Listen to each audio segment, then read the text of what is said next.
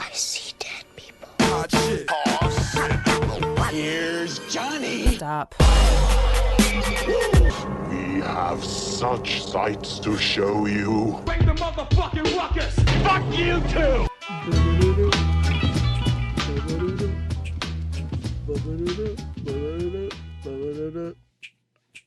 Isn't that a fun sound test? It is. I was going to start this off by going, hey, hun. Hey, hun. Hey. What up? Hi. Hi. Hello, everyone that is listening to this Halloween special episode. I am here with my girlfriend. Ooh. I'm here with my girl, Alley Cat. Yay. And I explained on the last episode that I haven't had you back in a while because of the things going on in our lives, and because I like to keep some things to myself and to keep things personal and not exactly like mesh too much of my personal life into the show. But at the very same time, we've been together for like 3 years, so... Oh, you're ramping it up. It's not like... Like 3 years? It's like 2.5. Yes. So, like, there's a part of me where I'm just like, it's not fair that I had you on the show, and then I took you off the show, when you're still, like, in my life, so I felt bad. And no, you had your reasons. it's like, I've had so many people on this show where, like, we start off as, like, the best of friends, and then we record, and we record, and we record, and, like, something in our friendship changes, and then, like, I want nothing to do with them. Sure, yeah. And then, like, the product is almost ruined. I'm gonna say almost. I'm not trying to be a drama queen, but it's like, I do go back and I listen to those episodes, and I'm still able to laugh, and I'm still able to listen to them, but it makes me upset that those people aren't the same people that I recorded with when I recorded with them, if that makes sense. It does. So I didn't want to put that I didn't want to put that on our relationship and like make it some sort of test, some sort of testament. Like, well, I think it's helpful that I've already been on here, and agreed. It's not something that's just like, hey world, here's a brand new Yeah, character this is my for girlfriend. Brand new girlfriend. Yeah, No, exactly. So the funny thing is, like, we have always been friends even before we were dating, and it's like, now that we're dating, why should I take you off when you were already on? And it took some time for me to just be like, no, this is fine. No, this is okay. And you know, we do a lot of stuff that I want to talk about, so it's like, you know, this episode is a giant fucking example, but not the dirty stuff. We're not going to talk about that. my balls. No. I mean, those are scary, but... So the thing, obviously, from the title and what I alluded to 2 weeks ago when I did the episode with Where Am I about this year's California trip. Halloween Horror Nights. You and I have been going to Halloween Horror Nights for 3 years now, but the 2021 didn't happen, so I'm allowed to say 4 years, technically. What do you mean the 2021 didn't happen? 2020 didn't actually happen. Oh, 2020. Oh, I thought you said 2021. 2020. Correct. No, because I started to go with you to the Orlando one. In 2021. 2021, yes. But I went in 2019 with my brothers, and I'm bringing that into the saddle today as well, because I want to do an actual ranking system to figure out, just by pure numbers, which year has been the best year. I think this is a fun little exercise in jogging down memory lane, and also talking about Horror Nights for an extended amount of time. Because it is I'm going to say, cultural event that not just the country, but the world fucking talks about. I'm a part of the message boards. I'm a fucking nerd. I'm on the message boards, and there are people on there who travel from other countries to come for like a week, and all they do is go to as many horror nights in that week as they possibly can. And they usually do it out of season. They usually don't come in October on the busiest week where like 9 counties are out of school and it's super busy and every line has like 3 hours. I'm speaking from example. This last time that we went during the busiest week in Florida, like historically. So, out of the ones in the U.S., there is Orlando, and then there's L.A. What other ones That's it. exist? Oh, okay.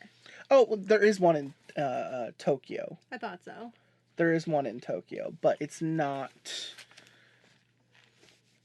huge. The houses they do are smaller, more experimental because the park is smaller. It doesn't have as much to offer. Like, they were the first park to get Nintendo World, but they haven't been doing horror nights as long as the other coasts have been doing. Like,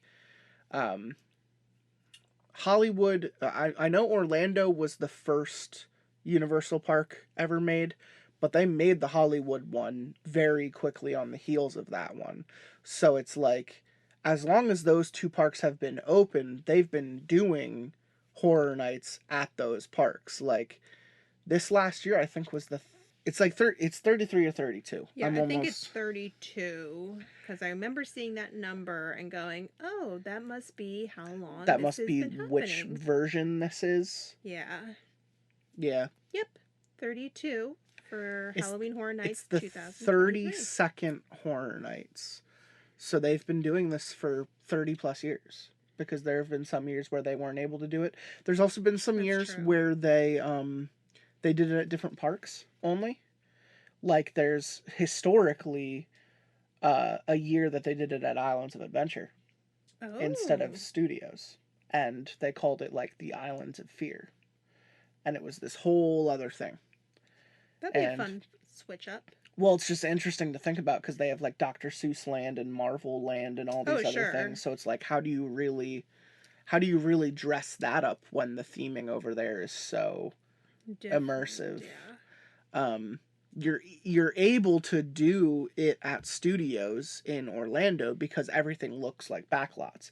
You're able to do it in California because that's an actual studio lot. So it's like they pull that off a lot easier. I think they, in the year that they did Islands of Adventure, it was all the villains from Marvel broke out of like jail, and they had like dead versions of superheroes like laying on the ground and stuff, and it's like Carnage from Spider-Man is just holding up like the corpse of Spider-Man in like one notorious photo, and Marvel was just like, this is not good. We don't want to do this ever again. I just think the bad publicity, like just imagining like a guy with chainsaw running through Seuss Land. I'm sure the Dr. Seuss family would be like, we don't want this. No, we don't support that. Yeah. They already hate the shit Universal is doing with their properties. So it's like, I don't think they'd really appreciate that either.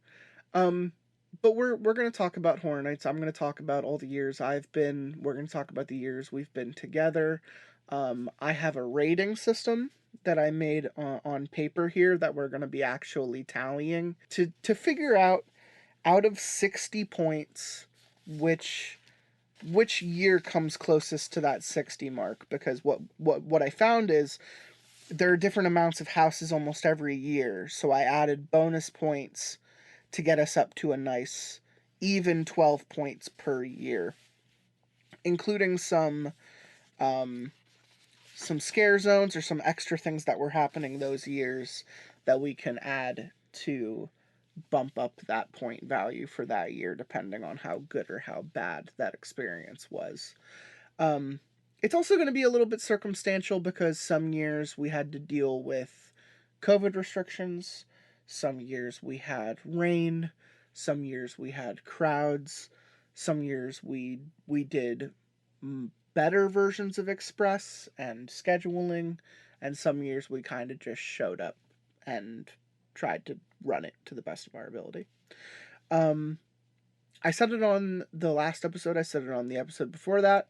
I highly recommend anyone who is interested in Halloween Horror Nights go to YouTube and just look up any of these walkthroughs of the houses. People make compilations and playlists of really great YouTubers who are invited to these media nights where they're allowed to surprisingly videotape the entire fucking thing as they walk through the houses.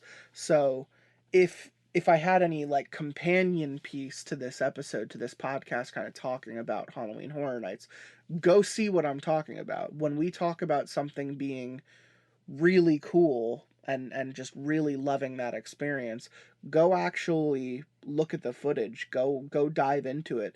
And if not, I hope the main takeaway from this episode is that people get more amped about this experience, or as amped as I am, and maybe even attend themselves. I would love for this to be a free advertisement for Universal, just kind of gushing about their product. Like I said, it's a worldwide, internationally recognized product that I love. What's your opinion overall? Well, I've never experienced it before until we were together, and so I like the differences in between where you are. I say you are on top tier level of mega fan, and in all aspects of this, like you mentioned, being nerdy boy, you're on the message boards. I'm on the message boards speculating what houses they're gonna announce months before they're announced. Deep dive, yeah, very because I much want to so. hear the rumors. If I like something as much as I like horror, you know, as evidenced from this show and all the times we talk about movies and properties and IPs and video games and all that stuff, if I'm hearing that like a property we love is being highly speculated for the next event, I'm gonna come up to you and I'm gonna be like, yo, guess what's happening? Be excited. Yeah, definitely. And that's obviously the grab, I think, of each year has, in my opinion, a different type of theme or one house that really sticks out every year. And I think that's what they try to grab people with. But me personally, I love to know what food they're serving because that is the theme that I'm most interested in. I think fortunately enough, and I do mean this ironically, I don't talk about food on any of these rating scales, and I think I'll let you have that little segment. The food is part of the experience. I mean, the food is part of the experience because they do ridiculous fucking things. True, every but single it's year. gotta taste good. I mean, you can make something that looks like shit and it tastes like foie gras, but then you can That's a good also point. Foie gras does look like shit, though. That's true, yes. But in terms it looks like what it is, which is duck liver, right? Yes, it is. Yeah, it's actually goose liver. Goose to be liver. Bougie. But in terms of, it's funny. I came here not knowing that you did a point system, and I came in here knowing exactly what year out of the few that I've been to the horror nights, what I think is my favorite. What year do you think is your favorite? You want me to know now? I want to know now. I was going to wait until the No. The point system is still going to be something we discuss together, and I discuss without you because of the years and the times I've gone without you. I'd love to know going into it, what have you liked the most? 2022. So last year. Last year was my favorite. Yes. What, other than Halloween, I believe, what was headlining that you were really amped about? So it was not that I was excited going in, but I left saying this is the most memorable house, and it was the one that was like the cold sea where they just had Winter's Wake. Winter's Wake. We're definitely going to talk about that one. Where it doesn't actually have, like, a lot of these houses are paired up with something that is, I'd say, culturally in, whether that's The Last of Us or The Walking Dead, Stranger Things, and then the houses, that house had no type of a draw to it, but yet it was so beautifully haunting, and a lot of the effects that Artistically they driven. did and a lot of the Mhm. things that they added were just very memorable. If not, I know the theme is horror, but at the same time, I'm still interested in a lot of things that make it appealing Yeah. besides me just going No, in and you being can say that scared. house was beautiful. Yes. You can say that house was beautiful, and there are remnants of that. I mean, to quote the message boards quite literally, people say you come for the IPs, Mm-hmm. you leave for the originals. Gotcha. And what they mean by that is you're drawn in by The Last of Us. You're drawn in by Chucky. You're drawn in by Stranger Things because you recognize these brands, you associate your emotions with these brands, you associate your nostalgia with these brands, but then you show up and you say, okay, I did those houses, but what are these other ones? What are these original ones that Universal felt the need to throw the same level of a budget, the same type of creative development at, and say, we're going to fucking own this Yes. and blow it out of the ballpark to the best of their ability. And that's where you get the originals. And the originals, no one knows what they're getting when they walk into them. Mm-hmm. When you walk into Stranger Things season 4, you know you're getting Stranger Things season 4. When Vecna comes walking out of a corner, holding his fucking hand out to you, you're kind of unless he really right in every single room, unless he gets you with an actual jump scare, it's not quite frightening because you've seen the media that he comes from, you understand the rules with the character, the universe that it exists within, and unless you're genuinely fucking terrified of the IP, which we will get to with Texas Chainsaw Massacre, for me specifically, you're not really scared. You're not really spooked. Most of the stuff I would say is considered a jump scare where you don't know where Right, these things are where coming they're out coming of. from, which we'll get into the types of scares that they elicit in these houses too, how these houses are actually made and how they function. But that house was a boat. Like, you enter in the establishment and then they built like a whole ship. Yeah, That's what it you was. walk So through a seaside harbor amazing. town, entering through an open archway to a town like marketplace. Basically, there's a giant tower in the middle of the entire warehouse with a lighthouse going around it, and you just see this gentle snowfall, and it feels like you're in the middle of some like abattoir. Yeah, it's Like cold it was and actually cold, misty, there was and the fog rolling snow. I down, mean, it was and all put together you so we're, beautifully. we're gonna gush about that house when we get there. That might be one of the only 5-point houses that we actually discussed tonight, because that was one of the only ones where I think back about it so super fondly, where I'm like, I can that very house was visually perfect. remember that. But also in the whole what's my favorite year, 2022, it was also because of the food, and also it had my favorite walkthrough,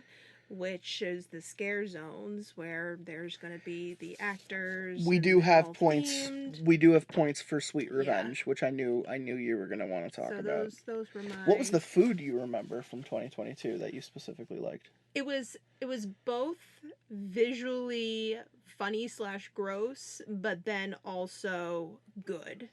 I remember now. Yes. Yeah. So they had the maggot corn dog. Was that the one that it was? Correct. Yeah. A Korean style corn dog where it's made with potato on the outside instead of cornbread.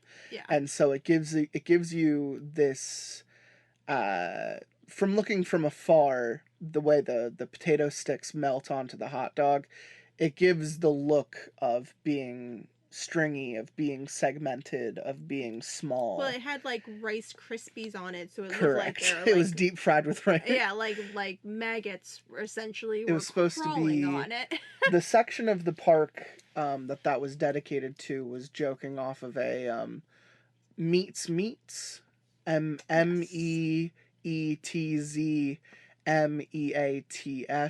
Meats with a Z is the family from a fictional house that they had going back 10-20 years, where the character is this butcher guy that wears a fun mask, and he owns a butcher shop, and everyone comes to buy his meat meat products. So they had like strawberry raspberry Rice Krispies shaped like Yes. beef patties. Yeah, and they're like packaged, and like if you go to the grocery store and you pick up ground beef, that's what it was supposed to look like, and it did. I don't think we actually got it to eat it, but No, we they looked at went it. so far into doing that. But points. the chicken offals and the fried cauliflower Yeah, that was the good same theme. place. Yep, and that was my another top of mine. What's the sauce? Gochujang? Yeah, Yeah. gochujang. Yes. And gochujang sauce is what? It's a Korean type, style. but yeah, pretty much a very spicy bean pepper type of thing. But I believe. sweet. It's like it's a sweet, spicy, peppery sauce. It's not like Nashville hot sauce at all. It's very peppery. Yes, it definitely has a flavor to it that's not going to be like overpowering. It's more boosts the flavor of kind of whatever you're eating. You're right. Obviously, cauliflower isn't the best. You had done the fried tasting, cauliflower, which was mushier, which played into the fact that it looked like meat because it was red and it had this red sauce on it. But I actually got the fried chicken offals, and I thought it was good. The sauce was the best part, the same sauce they put on the cauliflower. But you're absolutely correct. We started the night with in the middle of the night we got the corn dog, and at the end of the night we did the deep fried Oreos, which they have of course, luckily brought back both of the last years.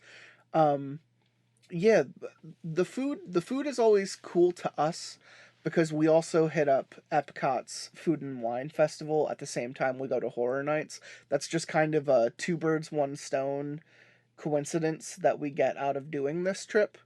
Even the trips I've done within this period have hit Food and Wine Festival, even if Halloween is like shut down in a COVID sense. So it's like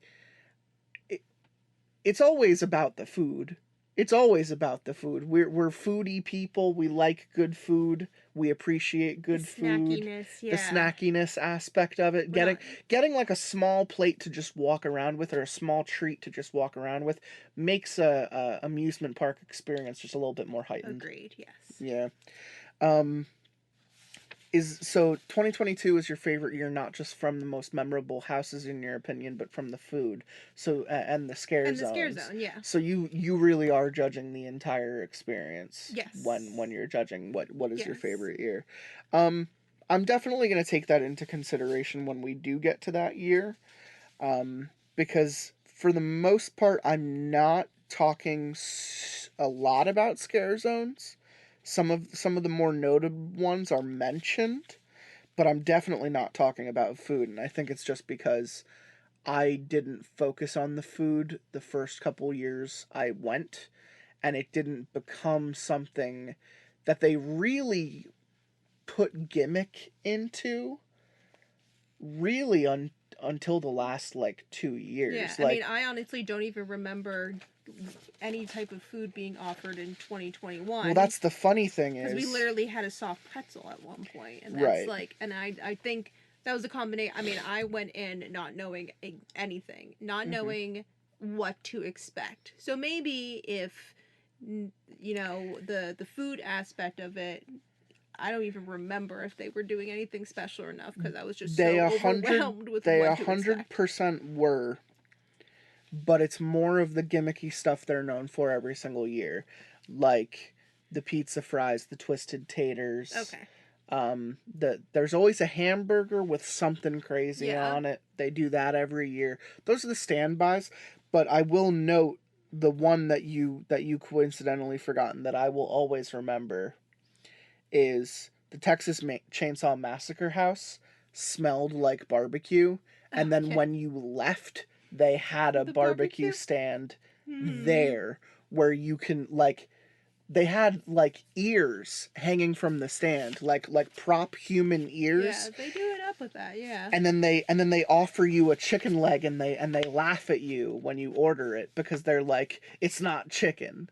And you're just like, fuck you, Don't do that to me. I just went through the Texas Chainsaw Massacre house. We all know the fucking family is a bunch of cannibals. Don't tell me this isn't chicken. I'm hungry. You're making me hungry. I'm Yeah. smelling bacon and I want to eat it, but I'm thinking about people getting eaten and now I'm disgusted. Like, that happened that year and I will never forget that. But I do want to go in order because I think we'll be able to talk more relevantly about this year specifically. So I'm first going to talk about my first year attending. This wasn't the first year I knew about this product, obviously. I had been following Halloween Horror Nights maybe 3 or 4 years before then.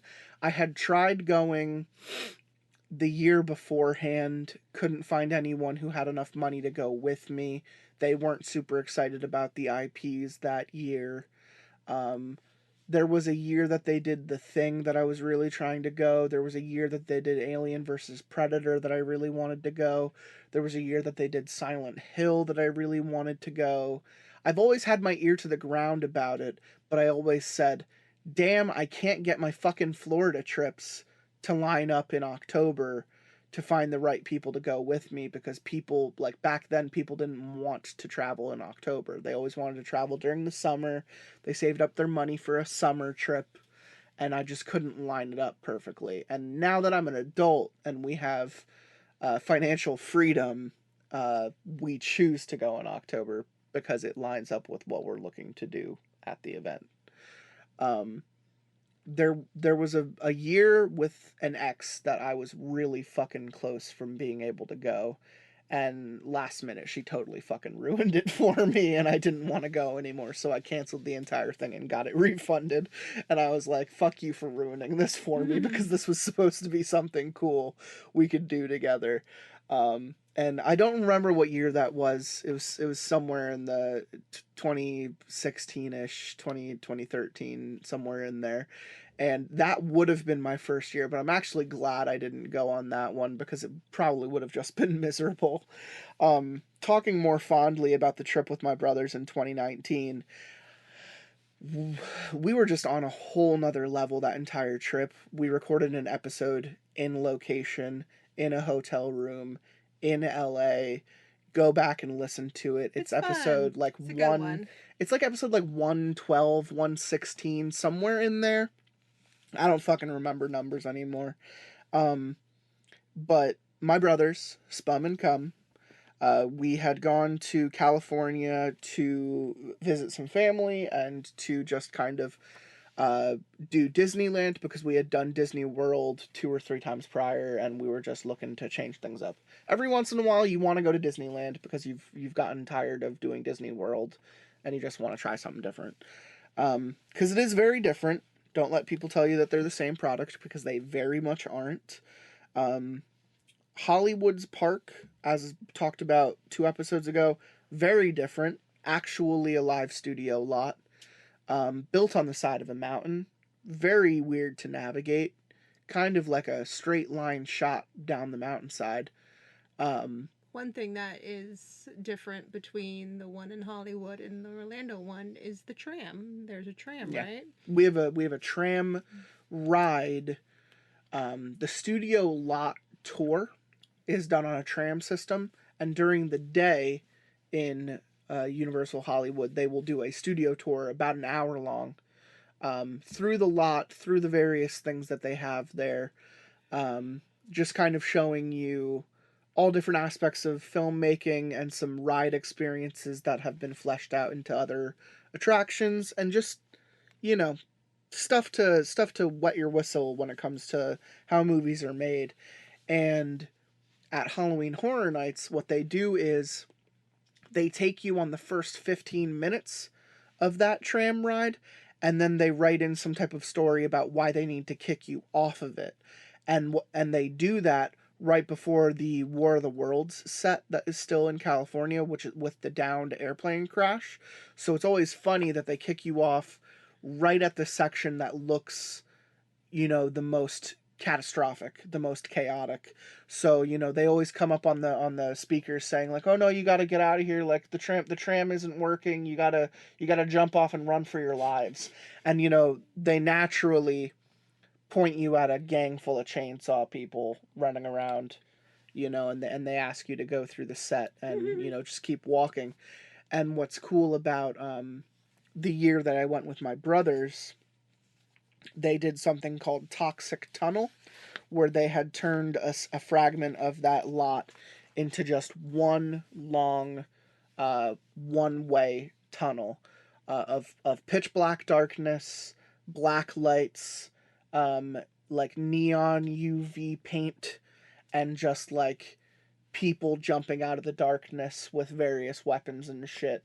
And that's something that they blew up, they got rid of, because now on the tour, they brought in Jordan Peele's set from the movie Nope, Jupiter's Claim, which is also in its own right fucking fantastic.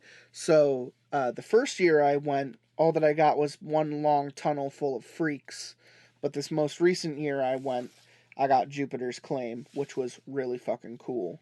Question. Yeah. How high are you during this time when you go to these in parks? 2019, we were high every single day, which was the craziest part about it, because I feel like that's going to change your experience. California, yeah, California, with things being legal over there, we had the day before driving up to Hollywood, literally gone to a restaurant in LA where they infuse everything that you eat with cannabis and then sell you cannabis to smoke at the table. We had gone to a cannabis cafe.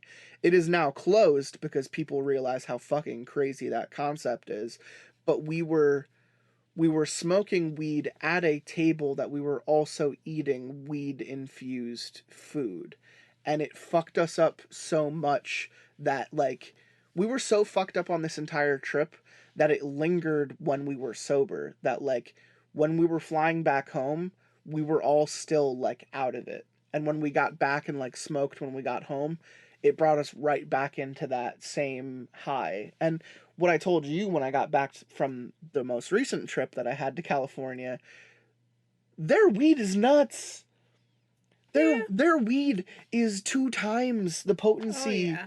The East Coast weed is maybe 27% THC. It has more CBD in it. They look for more of the medical aspect. You'll get some 50-50 shots of 16% THC, 11% CBD. That'll give you a nice 27% product. Sometimes it's just full 27% THC, whatever. If you're someone who looks at what you're smoking, these statistics mean something to you. If not, this is just numbers. To tell you just numbers, what California is doing, maybe 46%. Like, almost clear double of what we're used to over here. So I smoke one little joint in California and I skyrocket.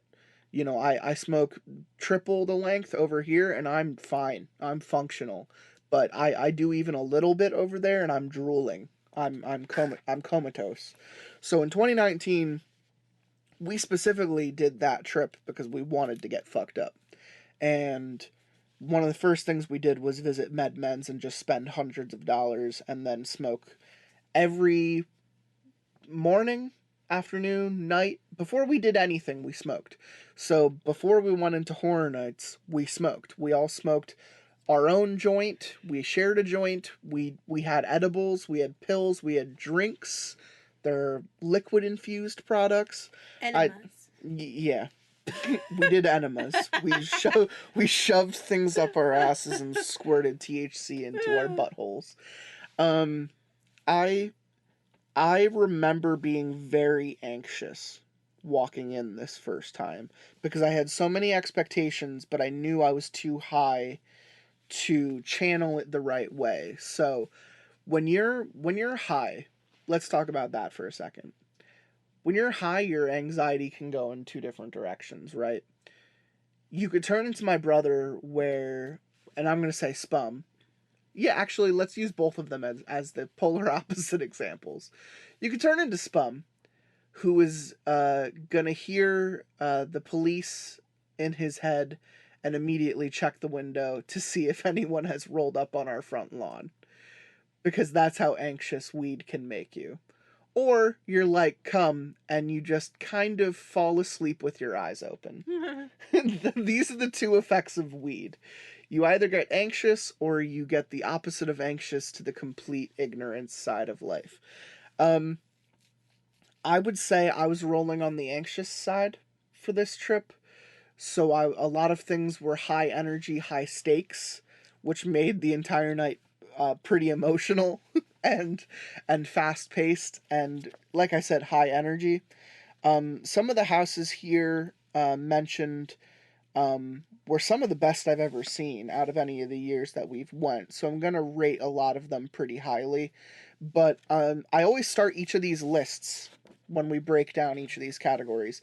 I start with the IPs because I want to talk about what you guys might know. And I want to mention the things that you can relate to from having watched that media before. So, one of the first houses we did when we came in 2019, it actually might have been the first house we did, was Stranger Things. Stranger Things was a big draw to the event. It had just been the year prior. In 2018, they had done season 1, and everyone went nuts because that house was great. You could go watch a recording of that.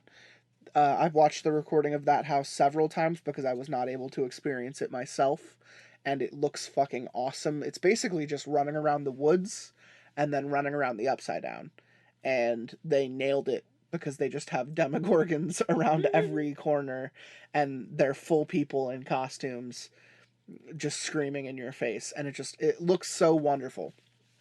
So when you get to the concept of Stranger Things season 2, kind of a bummer, because that was the season where they had the Demodogs, which are kind of the Gremlins critters version of Demogorgons, and they're just not as scary, and you're not going to get any people in full-size costumes being Demodogs. You're going to get weird little puppets that they stick next to walls and have jut out of boo holes, which is going to be a term that we're going to talk about a lot, which is when someone tries to jump scare you by jumping out of what is essentially a window between them and you, as you're walking through the house, and them hiding in a boo hole to jump out and try and scare you. So I remember there being a lot of little puppets and a lot of actors pretending to be afraid of puppets and shooting at puppets. And that was also the season where they're like, Hopper's like stuck underground for like half of the fucking season, and 11 just fucking disappears for the end of the season. And it's just, if you were to ask me, season 2 isn't that great. Season 3 is where things pick up, and it's a little bit more body horror, and, Billy is possessed, and he's convincing a giant monster to liquidate people and become a part of his mass. And there's this cult aspect to it.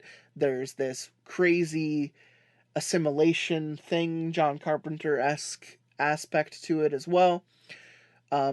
And this house featured 1 or 2 scenes from season 3. So this was basically a season 2 primary house with little season 3 elements in there. The best elements were, of course, from season 3, because I remember the house ended with the Starcourt Mall scene, where that giant fucking dead person monster is getting hit with fireworks, and you have to crawl under it to get out of the house. And I remember they actually had, and I think I quote this correctly when I say it was a 16-foot tall giant model of that monster, and one of its limbs was actually animatronic, like moving. Very cool. That was probably the highlight of that house, but the rest was kind of sad and small scale. And I remember there being a really laughable puppet of Will standing in front of the smoke monster in season 2, and it just looked, it was a bad projection, it was a bad screen wall, and the puppet of Will just looked so bad that it made people laugh. This is about as middle of the lane as it could be for a house, but I'm going to say that giant puppet kind of gave it some redeeming factors. So I'm going to say that this house was a 3 out of 5. I then want to talk about The Walking Dead. I have a lot of feelings about The Walking Dead. What are your feelings when it comes to The Walking Dead? In terms of Just any feelings. It was good. It was good. Until I just couldn't stand after. Negan's a great character. What did we say the other day, that there are 6 Walking Dead series going on so right many now? now? There are yeah. 6 of them, people. There are 6 Walking Dead series going on right now. Daryl in Paris. Daryl Dix. Daryl Dix in Paris. Daryl Dix, welcome to Paris. Hey. Oh, I hate but it. Then Negan and Maggie, they're in New York. They're in New York City now. Yeah, Dead City, right. You were going to say that you love Negan as a character, but you fell off the show when he killed Glenn. Pretty much, I think. Glenn was the heart of the show, and people don't realize that. I don't think it was more that every single episode with Negan was just, they were just beating the shit mentally and physically out of these people that it got so drawn out. The saviors were rough. It was so rough. Yeah. There was like no redeeming qualities, and then they captured Negan, and then they don't even kill him, and it was just something. Then becomes a good guy. Yeah, then he becomes. It was it's just wild. like. It got too much. It genuinely is too much. So, the Whisperer arc is really cool. They should have done the Whisperers before they did the Saviors, because they're such cooler bad guys. They're bad guys that realize that if we take the skin off of zombies and wear them, that we can fit in with zombies and they won't want to eat us because we'll look and smell like them. Yeah. The problem is that they're crazy. They're religious nuts that wear zombie skin. They're not in it for the practical aspect. They're in it from this is the next line of evolution. Yeah. This is where humans have led to, like, religious aspect, evangelical aspect of it. My feelings with Walking Dead is the same. I read the books, and I'll say it was good. Everyone knows the first 2 seasons were directed by Frank Darabont, one of the best directors in the goddamn industry, and he was sacrilegiously tossed out of his own product, out of his own thing, because the studio wanted someone cheaper, someone more that they can control, and it basically started a civil war within their own studio where some of the actors were like, fuck you, kill me, I don't want to do this product without Frank.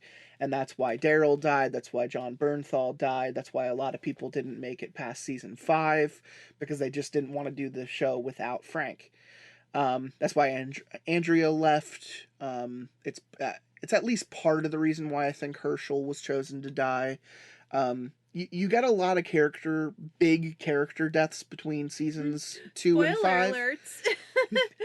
This is like not everyone 15, makes it. It's like 15 years old at this point.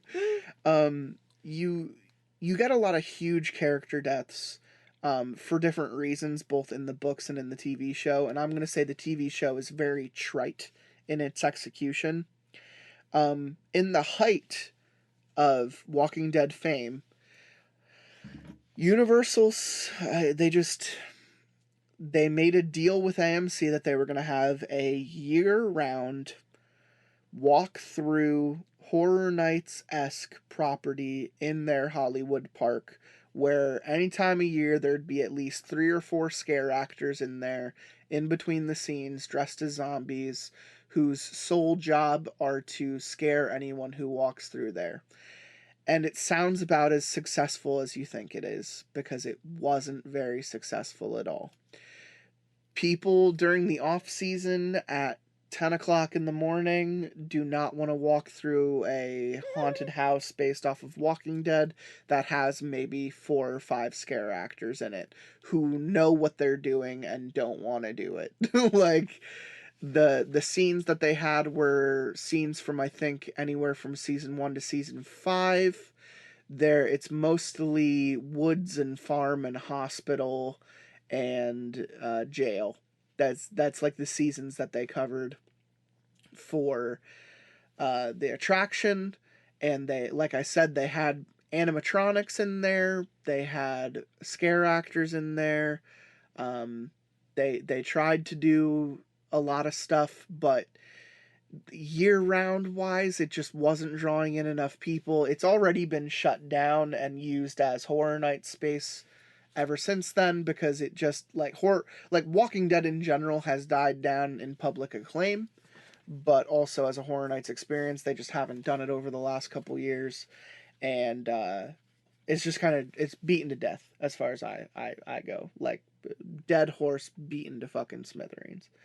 And walking through this house for the first time, it had been an experience that opened maybe 3 years prior to us going there in 2019, and you could just tell how kind of cheap and confined the experience was by walking through it, even as a Horror Nights attraction. They threw in more scare actors because it's Horror Nights. They want more scare, each house averages like 20 to 30 scare actors, so they automatically throw in double to triple the numbers in an attraction that isn't built for that.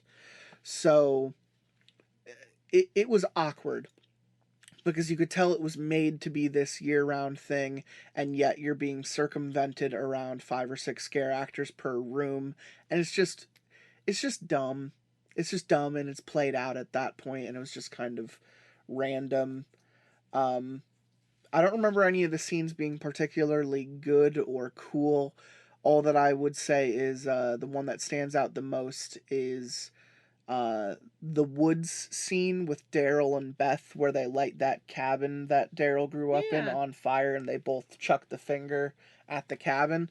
They had a convincing actress playing Beth, who was both short, blonde, and cute like that actress. Mm-hmm. And she comes out of the house and actually chucks the finger at you as you're walking through the attraction. Yeah. And I remember being like, oh, hey, I remember that. But they didn't have anyone, pretend to be like any other character, though. That was the sad thing, is like, you're walking through the jail scene and you're expecting to see someone who looks like Rick or Herschel, Shane, and you don't get anyone who looks like anyone, and it's just awkward. I'm gonna give that one a 2 out of 5, and that's mostly me saying I liked that house scene, and a 1 for the fact that Walking Dead was circumstantial at a point, and the show deserved a lot better than what it now is. Yes. If Frank Darabont had stuck with that show and the studio let him do what he wanted to do, this show would have been like award-winning by this point.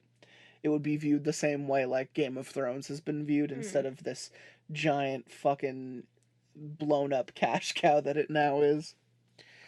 Talking about a property both of us love for different reasons. Ghostbusters.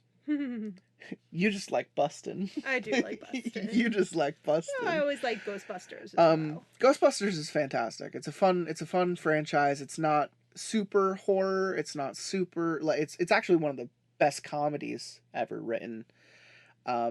Before I'd say it's really horror, but as you'll find, Universal Horror Nights likes to dip its toes in different genres as we move forward.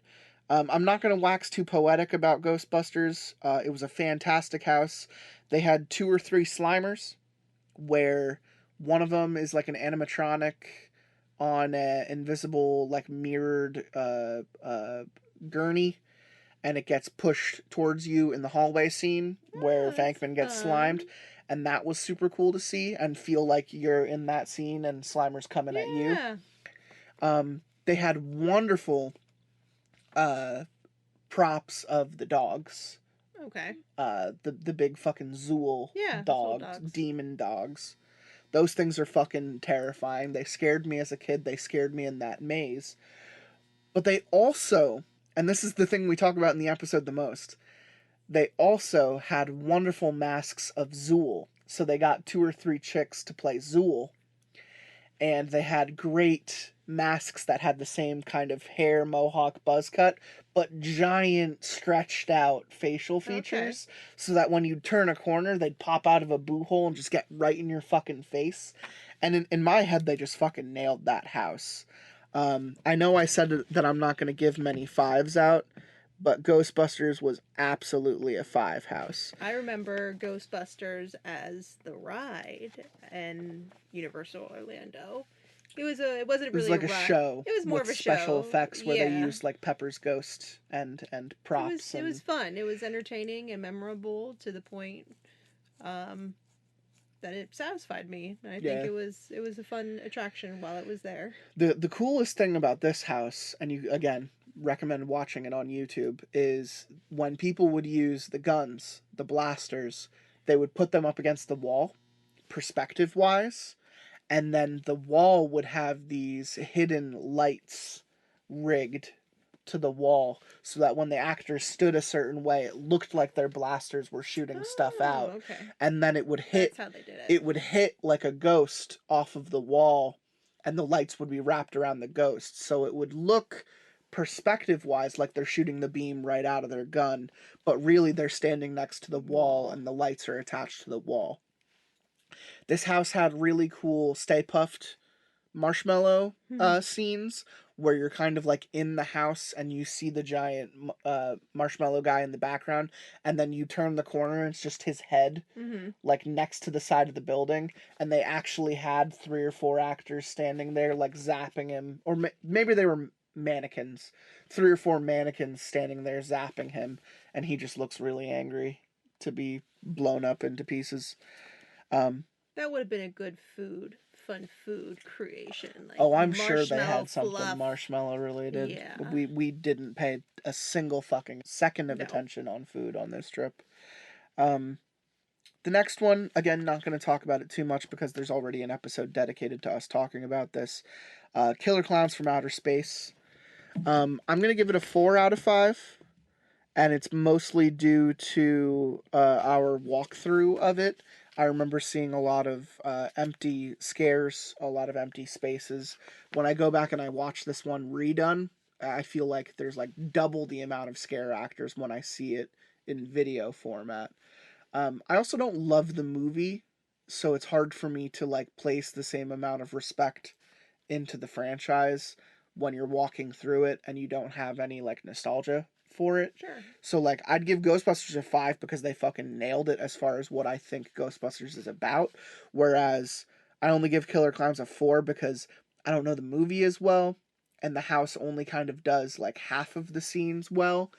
And like, yeah, I heard that they borrowed like the exact costumes or got the Chiodo brothers to come in and work on the costumes for them. So like hats off to them getting the literal fucking special effects and directors of the actual movie to come in and help them work on the house. Like you don't see that happening too often. Like it's not like they had fucking um the director of Ghostbusters, R.I.P., or his son come in and work on the Ghostbusters haunted house. So it's just cool to see certain aspects of it. But I remember like they had the red circus tent that's the ship. You know, they had the hobo looking for his dog. They had the room full of cotton candy people that are stuck there getting drained of their blood. They had the ventriloquist cop scene. They had the hand puppet T-Rex scene. They had the actual fucking T-Rex, which was a giant inflatable, which was really cool to see because you actually go right under his legs to get out of the house. Um, but this was another one where you're more laughing. You're more having fun. You're more looking at the atmosphere and the funny noises because you're hearing all of these boop, wah, like horn noises as you're walking through the house. And it's just kind of silly. The movie's not very scary, so the house isn't going to be very scary either. Whereas I think like going through the Ghostbusters house, I'm a little uncomfortable because I actually was afraid of the librarian as a kid. I actually was afraid of the fucking dogs as a kid. Like seeing those things in person, like the actual library scene, fucking scared me as an adult because I felt the same fear I felt when I was fucking like 7 years old watching that movie for the first time. That was another one where it's like you'd expect to leave the house and they would be selling like cotton candy right there, and Yeah. I don't remember that being the case. So I'm many sure good they things had like a missed. drink with cotton candy featured in it because they always do fun alcoholic beverages, but I don't remember anything there. Um, I'm going to give the next one a 4 as well because I was very excited for this one and they fucking nailed it. Creep Show. And this is based off of the first season of the new AMC TV show with Greg Nicotero, but also primarily based off of the first movie from George Romero and Stephen King fame. They translated some of those scenes from Creep Show very, very closely. I remember walking through the scene with the dad saying, "I want my cake, where's my cake?" And like they literally nailed like the same exact thing. Like you're walking through the kitchen and the red light splashes through and the zombie dad comes through the fucking kitchen and he's like, "Where's my cake?" And I was like, that's literally from the movie. Like I'm standing right there and the frame is happening right Yeah, in if you front think of of me. the movie and how it is kind of comic book like. Oh yeah. And they so framed it that way they're too. able to do that in a haunted house. That's cool. They planned it very well. They actually had several scenes where you had to walk past the case under the stairs where the monster pops out. They had you walk around that case like 2 times before the monster actually pops out of it. Mm-hmm. And that was like suspense driven for me. And when it does pop out, it's an actual guy in a mask with his hands and like he looks exactly like the props they used looks exactly like the movie. So I again like watch a playthrough of this on YouTube because they just nailed the costumes. I'd only give it a point off because I don't love the TV show as much as I love the movie, and they only chose to adapt the first movie, not the second one. And I feel like they could have gotten away with a lot more stuff from the second movie than they could have with the TV show. They featured 2 scenes from the TV show. One is the werewolf episode and one is the gray matter episode. And while both of those episodes on the new TV show are good, I didn't hold the same value for them as far as walking through those experiences were. Now it was cool and the special effects work again was top notch because I remember we go through the gray matter house, which is like this house just full of like funk and fungus and mucus and all of this sticky gross alien shit. And this dude comes running out of a fucking corner with this thing on his face. And I just remember Cum just like staring at him. Like Cum was not scared at all. This dude just gets in his face and tries scaring him and it just doesn't work. And I just remember like he turned to me and I just laughed because I was like, you totally like ruined that guy's day. Like he really thought he got you and you just did not even fucking register him. Nope. Like that scare actor was sad for the rest of the day after what you did to him. There was a cool scare near the end with the werewolf scene where they're locking this dude up because they think he's a murderer, but he turns out to be a werewolf. So it's like you turn the corner and there's like a dude yelling for help on one side and you see his like hand, and then you turn the corner, it's a full on werewolf that just charges at you from the other side of the jail cell. Just really fucking cool like stage work, I guess, on how that house progressed. This was also the house I think that got Spum the best because he got close to a Creep Show poster and it turned out to be a tearaway wall. Oh no. And they tore the wall out and it was the actual creeper like zombie guy and he just got in Spum's face and I remember seeing him jump and it was just fantastic. The next one I'm going to give high regards to as well. I'm going to give this one a 4 and that's For Us. Again, not going to go on too much about it because we already did an episode, but they just nailed the scenes from this movie. Like, the beginning of the movie has the girl actually go through, like, the Vision Quest house. Mm-hmm. They make you go through the Vision Quest house to begin the haunted house. Like they should.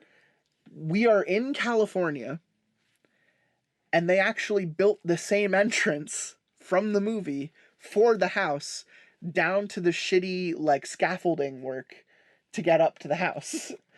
So, like, you're walking through it and you're seeing all the cheap effects of the Vision Quest house from the movie, and you're just immediately, like, discomforted. Because you're feeling the same way the girl felt walking through that in the movie. And then it just plays out like the home invasion, the friend's house home invasion with the twins. They got wonderful actors, great actors to play Nuputa Luongo and the big dude from Black Panther, um, and even like Heidecker, uh, the actor they got for him was fantastic, and Elizabeth Moss. They nailed how these people looked and their mannerisms, and it's become such a thing now that the Us people come back to Horror Nights every year. Ever since Jupiter's Claim has been opened. So Jupiter's Claim has Us people walking around in red jumpsuits with scissors and stuff. So again, high points for that one, because that one just fucking nailed it. I remember listening to the remix of I Got Five on it as we're sitting in line. I might even give that a bonus point just for how awesome that fucking song is, because the remix of the boom boom boom boom boom boom boom boom boom boom boom boom, like, that is like terrifying to listen to when you're actually about to walk into a haunted house based off of the property. Yeah, bonus points for that shit. The next one, which is the last one based off of an IP, House of a Thousand Corpses. I'm not a huge fan of Rob Zombie. I'm not a huge fan of a lot of the stuff he makes. But I'm gonna give this one a 3, because at least they recreated aspects of it pretty well. They got the Dr. Satan stuff nailed down. They got the clown. I always forgot his fucking name. R.I.P. to the actor who played the clown, but the fried chicken stand, with the shitty occult maze that he has in the back of his chicken stand. But the Fireflies don't resonate with me as people. I didn't love the movie. Um, I'm sorry, Rob. Rob Zombie, your wife is annoying. You cast Sherry Moon in fucking everything, and she's not good. So having actors and actresses act like baby in this house was just annoying. Like, they'd just be cackling and wearing cheerleader costumes, and you're just like, get away from me, go away. The cool part is the big brother of the Firefly family, who's like 7 foot tall. They actually got a guy to walk around on stilts in the outside scene, so that was actually convincing and actually kind of scary to see this big guy following you. The rest I'll say is just like the main killer, the brother, with the long hair. I think his name's Otis. He's actually quite scary as a character. So any scene that they put you on the opposite side of a room, and like you walk into the room and he's already standing there shouting some shit at you, like, yeah, I'm uncomfortable. You're done. Yeah. Yeah, I'm You uncomfortable. want to be out of there. I'm giving that one a 3. Just because I don't love the property too much. I'm not too familiar with the property. I remember the house being good, but not anything substantial. It was fun, you know. Then we get into some original territory. California has less originals than the Florida parks do. The Universal Monsters this year was kind of forgettable, because the settings, the scenes weren't anything to write home about. But the monsters were really cool, and the makeup's really cool, and the scenes were kind of well done. They did Frankenstein versus the Wolfman, and they called it Universal Monsters Frankenstein versus the Wolfman. Just kind of pitting two classics against each other. You have really cool Frankenstein scenes where he's just, acting like a mushmouth monster, and then you have other scenes where like a guy is like, no, get away from me, I'm turning, and then you turn the corner and there's a fucking werewolf standing there. I'll give it a 3 just because of how cool the costumes were, but it's nothing to write home about. Ironically, I think one of the first houses we did, which also came back this last year, was Holidays in Hell. I'm gonna give Holidays in Hell a 2. It's not a good house. I don't know why they brought it back. They could have brought back any of these other houses and I would have been more excited. Holidays in Hell sounds fun on paper, and then you walk through it and it's just kind of lame. You think, oh, the calendar, they're going to do a different room based off of different holidays, and there's like a cool gimmick that they can do. It's never played through to its fullest potential, in my opinion. They never do anything um, particularly interesting or provocative in any of the scenes. You get a weird Krampus in Christmas. You get a Turkey Man monster in Thanksgiving. You get pumpkin-headed people in Halloween. You get a fucking leprechaun in St. Patrick's Day. You get people fucking around with fireworks for 4th of July. You know, you get a weird Cupid Grim Reaper thing for Valentine's Day. You get a bunny for Easter. Like, it's stereotypical and kind of weird and annoying, Yeah, and sounds like it. it's fun to walk through. I'm not going to give it a 1. I'm not going to say it's ass, but it's like a step above ass. It's one cheek of an ass. However, I will give the next one a 4. Curse of Pandora's Box. Every once in a while, you get a Universal original that sticks with you. And Curse of Pandora's Box stuck with me for one reason, and it's something I've talked about on the show before. When I was a kid, my dad grew me up on like Harryhausen flicks. I'm talking Clash of the Titans, Jason and the Argonauts, The Adventures of Sinbad, you know, that type of shit where the monsters are stop motion. And Harryhausen had this cool way of juxtaposing stop motion on miniature sets on top of actual film using like early green screen tech. So you're looking at a stop motion monster the size of a person or bigger in most cases, like the Kraken or the Cyclops or the Hydra. Any of these ring any bells to anyone. You're looking at these things juxtaposed on reality. So you're seeing an actual actor reacting to something that's not there because it's going to be put into the film later because it's a stop motion little clay product. One of the things that absolutely fucking horrified me as a kid was the Medusa scene from Clash of the Titans. These people go down into this dungeon, they're walking around, they're not seeing anyone, but the island is just full of screaming people who have been turned into stone. And they always look maligned and in pain, and they capture this so well with the special effects of these people just screaming, petrified, caught in stone. And you don't see Medusa for like a lot of the scene. It's like masterful suspense work. You just get the rattlesnake tail every once in a while. The and then you hear slithering. It's just so great. Juxtapose that scene with the new one from Clash of the Titans, like 2011, where it's this CGI monstrosity running around screaming at people. Like, it's ass in comparison. When the dudes, I think Perseus goes down there with 2 dudes, they both get fucking wiped. She ices both of them with her fucking gaze. The way Harryhausen did the special effects is crazy.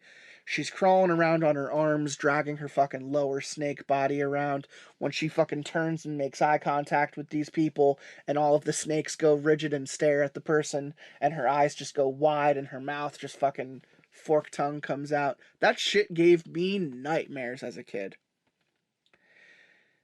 Guess what the Pandora's House box ends with? An entire sequence of going through Medusa's dungeon. I almost shit myself. I felt like I was 6 years old again. I felt like I was walking through like the scenes of a nightmare I've had. I didn't like it. It put me on edge. I freaked out a little bit. And naturally, you're walking past like screaming stone statues of people, and you're just hearing snake noises. You're waiting for a Medusa dressed person to just lunge at you from the darkness. I was hiding behind my brothers. I was hiding behind them because I didn't want to look like a giant pussy. I let them go first, and I tried to hide how scared of the fact that we were going through a Medusa section I was. We had turned a corner, and all that they literally had in the next room was a giant head that lunges at you from the darkness. a giant snake-faced head. Oh man, it got us so good. This is a concept they use in other houses that we'll get to, but they get this big thing on bungee cords and they just launch it at you the minute you turn the corner. And I swear this thing got so close to us, but it was just this giant Medusa head, and of course they flash lights at you, make you think you're gonna turn to fucking stone. That shit rocked me. So I'm giving that house a 4. I remember the beginning of the house being very lame. It was like an antiquities guy saying, "Don't open the box. You'll let out all the things from Pandora's box, the sins of humanity. Don't do it." And then like you turn the corner and the box is open and you're like, "But I didn't even open it." And the guy's like, "Oh fuck." The beginning of the house was lame, but the end of the house was fucking amazing It'd be pretty funny if it cuz was just Medusa has 2 nothing to rooms. do with the Pandora myth, but they nailed it. So It'd be funny if there was just 2 rooms where it's like, "Oh, don't open the box," and you get in the next room and he's like, the box is "Okay." open. No, that no one opened the box. Oh, He's no like, one opened the box and "Okay, you just have leave. a good night." Yeah, Yeah. see ya. Buy a box to take home in our merch store. The bonus facts for the other points that I put down for this one is for Toxic Tunnel, which I will award 2 bonus points to Toxic Tunnel for being fun. I take points away from Toxic Tunnel for being a giant fucking tunnel that I had to walk through twice. My feet hurt often, and you made me walk through a mile-long tunnel like 2 times, and I didn't want to do that. And I'm going to give bonus points to the Christmas in Hell zone, because one of those stilt walkers smacked my brother in the face with a scythe, and it made me laugh. They also were pretty relentless. I remember when we got out of the Holidays in Hell house, a stilt walker actually scared the shit out of Spum, and then he thought it was done and he walked away. The guy actually followed him, looped around the next walkway, and scared him again the minute he turned the corner. And I watched the entire thing happen. I watched him get scared first, and then I saw the stilt guy turn and then run ahead of us and hide behind a wall and scare him again. And I just remember being like really fucking surprised at how funny that was.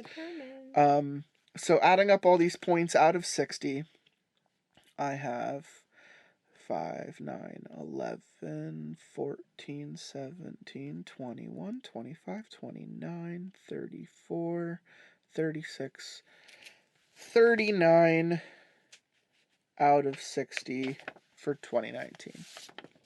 There was no event in 2020 because of the pandemic. However, I did note that they tried testing the event before they canceled it. And they tested the event by doing a Beetlejuice house on one night and a Revenge of the Tooth Fairy house another night. And they let people line up on both of those nights that were just random nights in 2020, just to conceptually see if they could get away with hosting the event. They did not get away with hosting the event. I was there the week they were testing those houses. Throwback to, I think, episode 180, Big Boys Make Big Noise. That was the trip I went down with Punxsutawney Trail, Franz McBoohoo, and Where Am I to Florida. That was supposed to be a Horror Nights trip with those guys. Horror Nights was canceled that year, so I wasn't able to go with them. They were testing, I believe, Beetlejuice the week we were there, but it was on days we were not at Universal Studios. So I was not able to experience it. And that's fine, because they brought both of those houses back for the next year. They were planning to do them that year, so those houses were not wasted. However, fun fact, Billie Eilish was in talks to have a house for 2021, and it was because 2020 pandemic failed that she actually dropped out. So we would have had a musical house a year before we got one, with Billie Eilish music videos, you know, some Tar Angels, some fire, some crying, some crying, blood, yeah. some bad guys. Duh. Duh. Beep, beep, boop, beep, beep, boop, boop, boop, boop. Anyway, 2021. This is the year we went together, the first time we went together. First house I want to talk about is Beetlejuice. Beetlejuice, I don't think I can give a solid 5 because they were all wearing masks.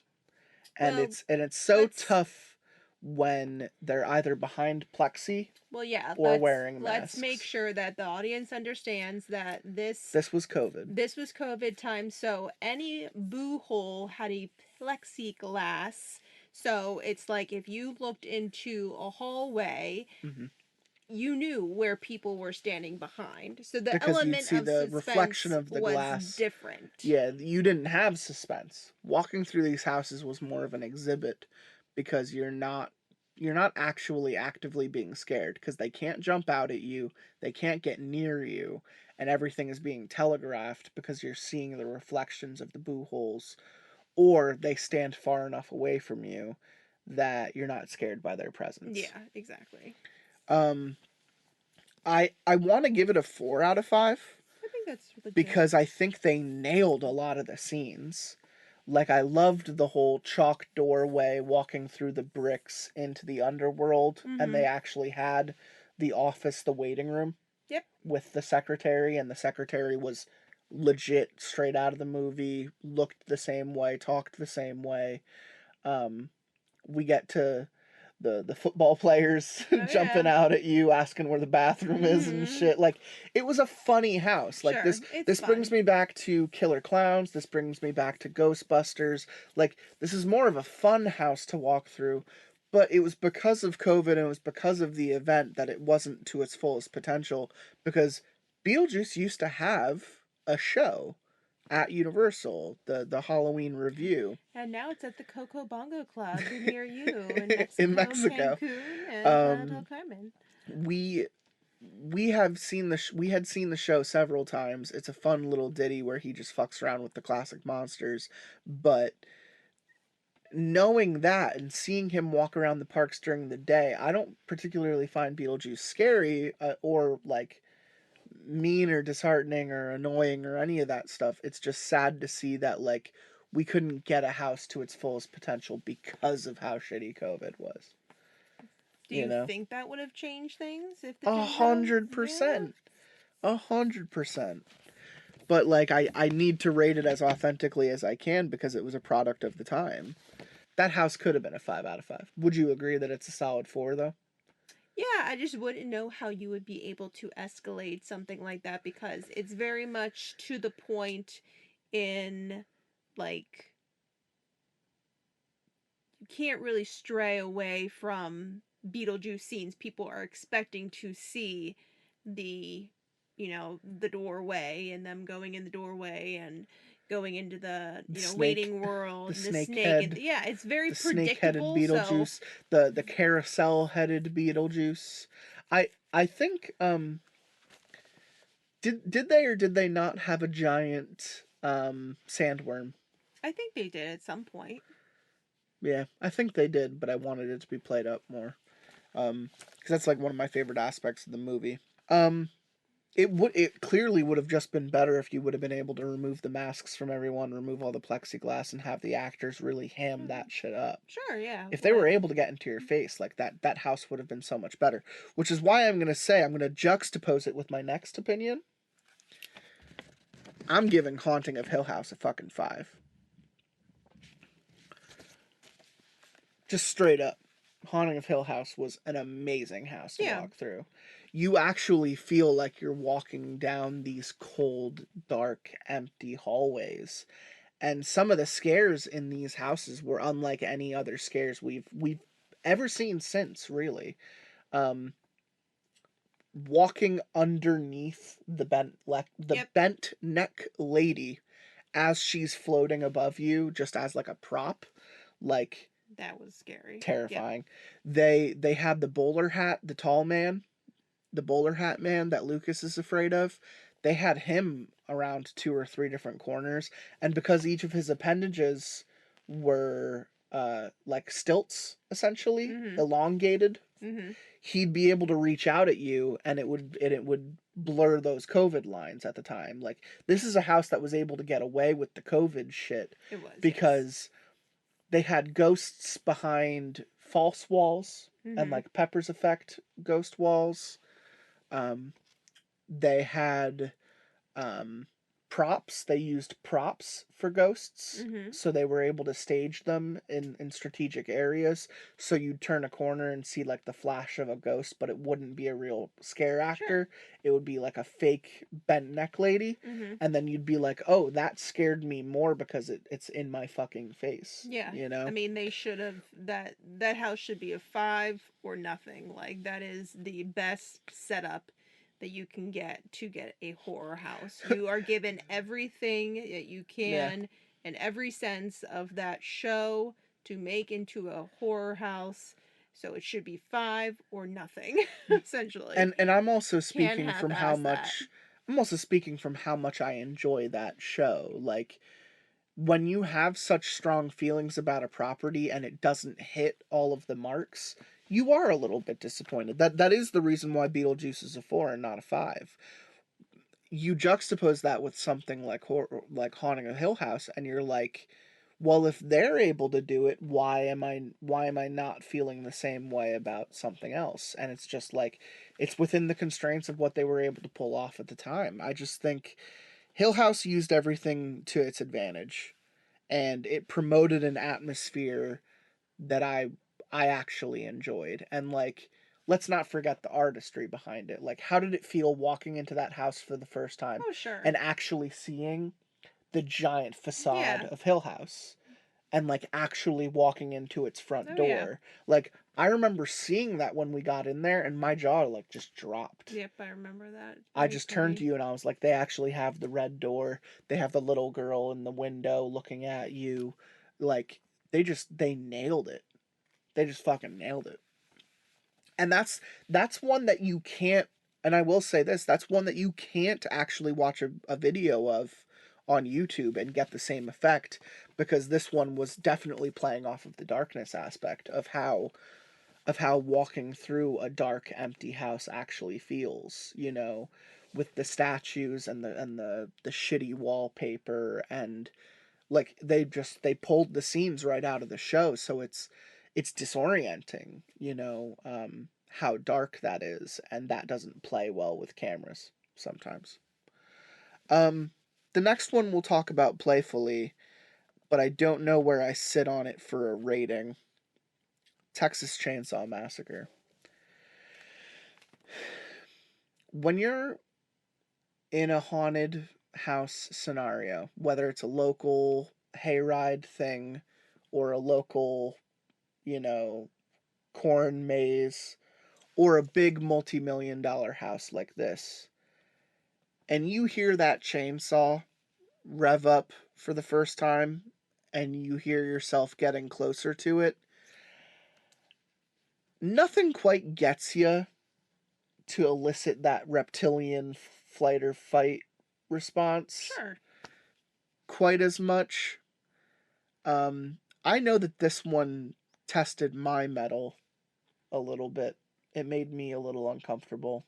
Well, I think it's the fact that this one thing is this dude who has a big chainsaw and he has a scary mask on. It's supposed to be people's skin. Yeah, Would have Ed been Gein. the same effect where that loud, jarring sensation of this big man holding a chainsaw be the same if it was just dark rooms, like no other, like, you're walking You're saying through. remove the context and you still got the Yes. same level of fear. Yes, like the difference between is it the surrounding area where you have like the setup of chains and that old country creaking home, are those things any building up to your fear with the guy with the chainsaw, or Bubba, could you Leatherface, just yeah. or could you just be walking through dark rooms, and then if you have the lights shine on this guy who has a massive chainsaw going, "Rrrr,"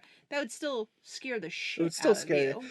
So I'll take a point away to suggest that they're just capitalizing on what already scares you about walking through a haunted house. So I'm already down to a 4, but I kind of want to stick between 3 and 4 because I do think 3.5. Are we I doing don't happy want to do points? point Are we fives. I having want to find a Happy's reason to points? either sit with a 4 or sit with a 3. Well, I go for a 3 because the house itself was not memorable, but the only reason why is that I can remember it is because of a big guy holding a chainsaw. There's nothing else to be like. You don't want to give it a bonus point for it smelling like barbecue, and then you walk out of the house and they're selling barbecue. I mean, that's just a fun thing, but that's Fine. I'm sitting with your if you're 3, gonna and I'm give conceding. Beetlejuice a 4, Chainsaw Massacres deserves a 3. For me, I think I would give Texas Chainsaw Massacre a 4, and I think it's just because it scares me that much, and that they really did. It wasn't like you turned the corner and the hitcher was standing there. It's not like you turned the corner and the cook was standing there. It's not like you turned the corner and Grandpa was sitting in a chair with a hammer. You turned every corner in this house, and they had Bubba holding a different weapon running at you. And that scared the shit out of me.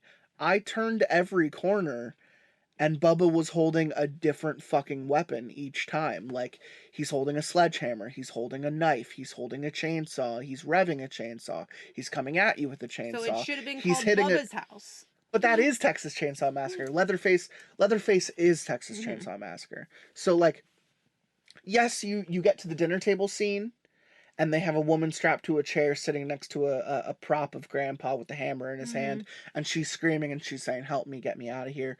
But, like, that's not what's scary about Texas Chainsaw Massacre. What's scary is walking through the room where the woman is up on the meat hook, and she's screaming, trying to pull herself off of it, and Bubba runs in from the corner with a mallet and smacks her on the head. You know, like, that's what's terrifying, and they nailed that grindhouse Toby Hooper aspect of it. What you're saying is Texas Chainsaw Massacre as a horror property isn't memorable enough in what it does to justify being a memorable Horror Nights house. Correct. Whereas going through something like Beetlejuice, you're looking for the aesthetic, you're looking for the scenes, you're looking for them to nail certain things. You can't really nail down any of the Texas Chainsaw Massacre movies. You nail it down at a guy wearing skin with a chainsaw. So for that reason, I'll concede and I'll agree to the 3. That is ironically where the IPs end that year, because they only did 3 of them. This was a very original heavy year, which is fine because they balance year after year in different ways. While kind of based off of a property, they did their own thing with the Universal Monsters this year, and this was The Bride of Frankenstein Lives. In this one, it's the end of the Bride of Frankenstein movie where Frankenstein, essentially dies protecting her, and the castle is falling on him, and she's saved, but he's killed, and she's, it takes its own continuation where it says she then tries to bring Frankenstein back to life, but she does it by drawing in Dracula's brides and draining them of their blood so that she could transfix back into Frankenstein to bring him back to life. A bit tough of a plot to follow, because at first you're like, what is Frankenstein's bride doing? Why is she doing this? Who are those ladies? Oh, those ladies have fangs. I get it now. Like, the plot was a little all over the place. But I will say the acting was really cool, and the Frankenstein was really cool, and the castle was really cool.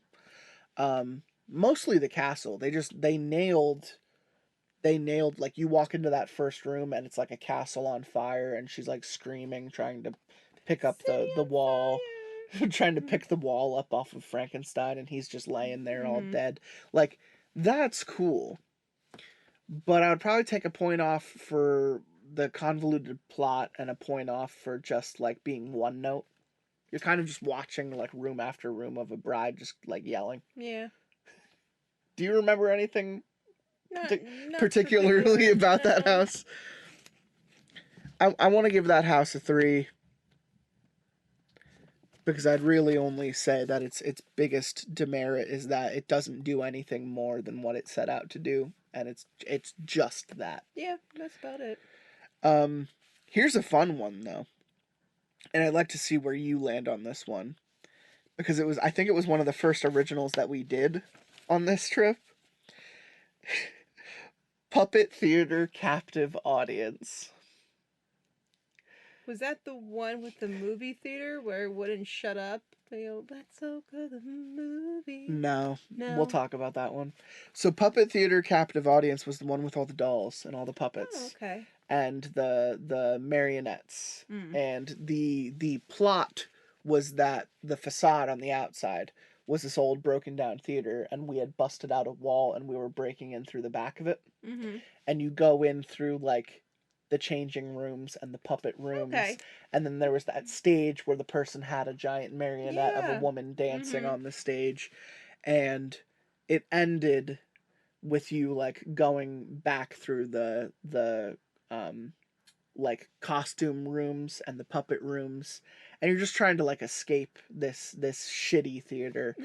And do you remember my favorite special effects guy was this costume where it was a full grown guy, but he had his head in a window and he had these little legs hanging off of his chin, and the puppet was his face, and he was just like he was using little sticks to make his legs dance that were hanging off of his chin, and he was just going like this. Just moving back and forth, shimmying his little legs. And I remember just laughing so much at seeing that this visual. little puppet head guy sitting in a window by himself. This was the house where I know you remember this. You were behind me. We were going through a clothing room, a changing room, like a green room. And there was nothing but clothing racks on both sides of us. Yeah. And there was a guy in between the clothing racks. And I didn't realize he was there until he was like 2 inches from my face. Because I didn't see him jump out. You did. Mm-hmm. I turned and met him, and you started laughing because you saw it happen, and I jumped. I do remember that. Because that one fucking got me. I liked this house a lot. I liked the concept. I'm scared of puppets. It was also one of the first original houses we did, and that sticks with me. So I want to give it a 4. I'm not going to say it's the most perfect house ever made, but it stuck with me. It had good scares. It had a cool story. When you play on any of my fears, I'm like, good for you. Mm-hmm. Clowns, puppets, any of that shit.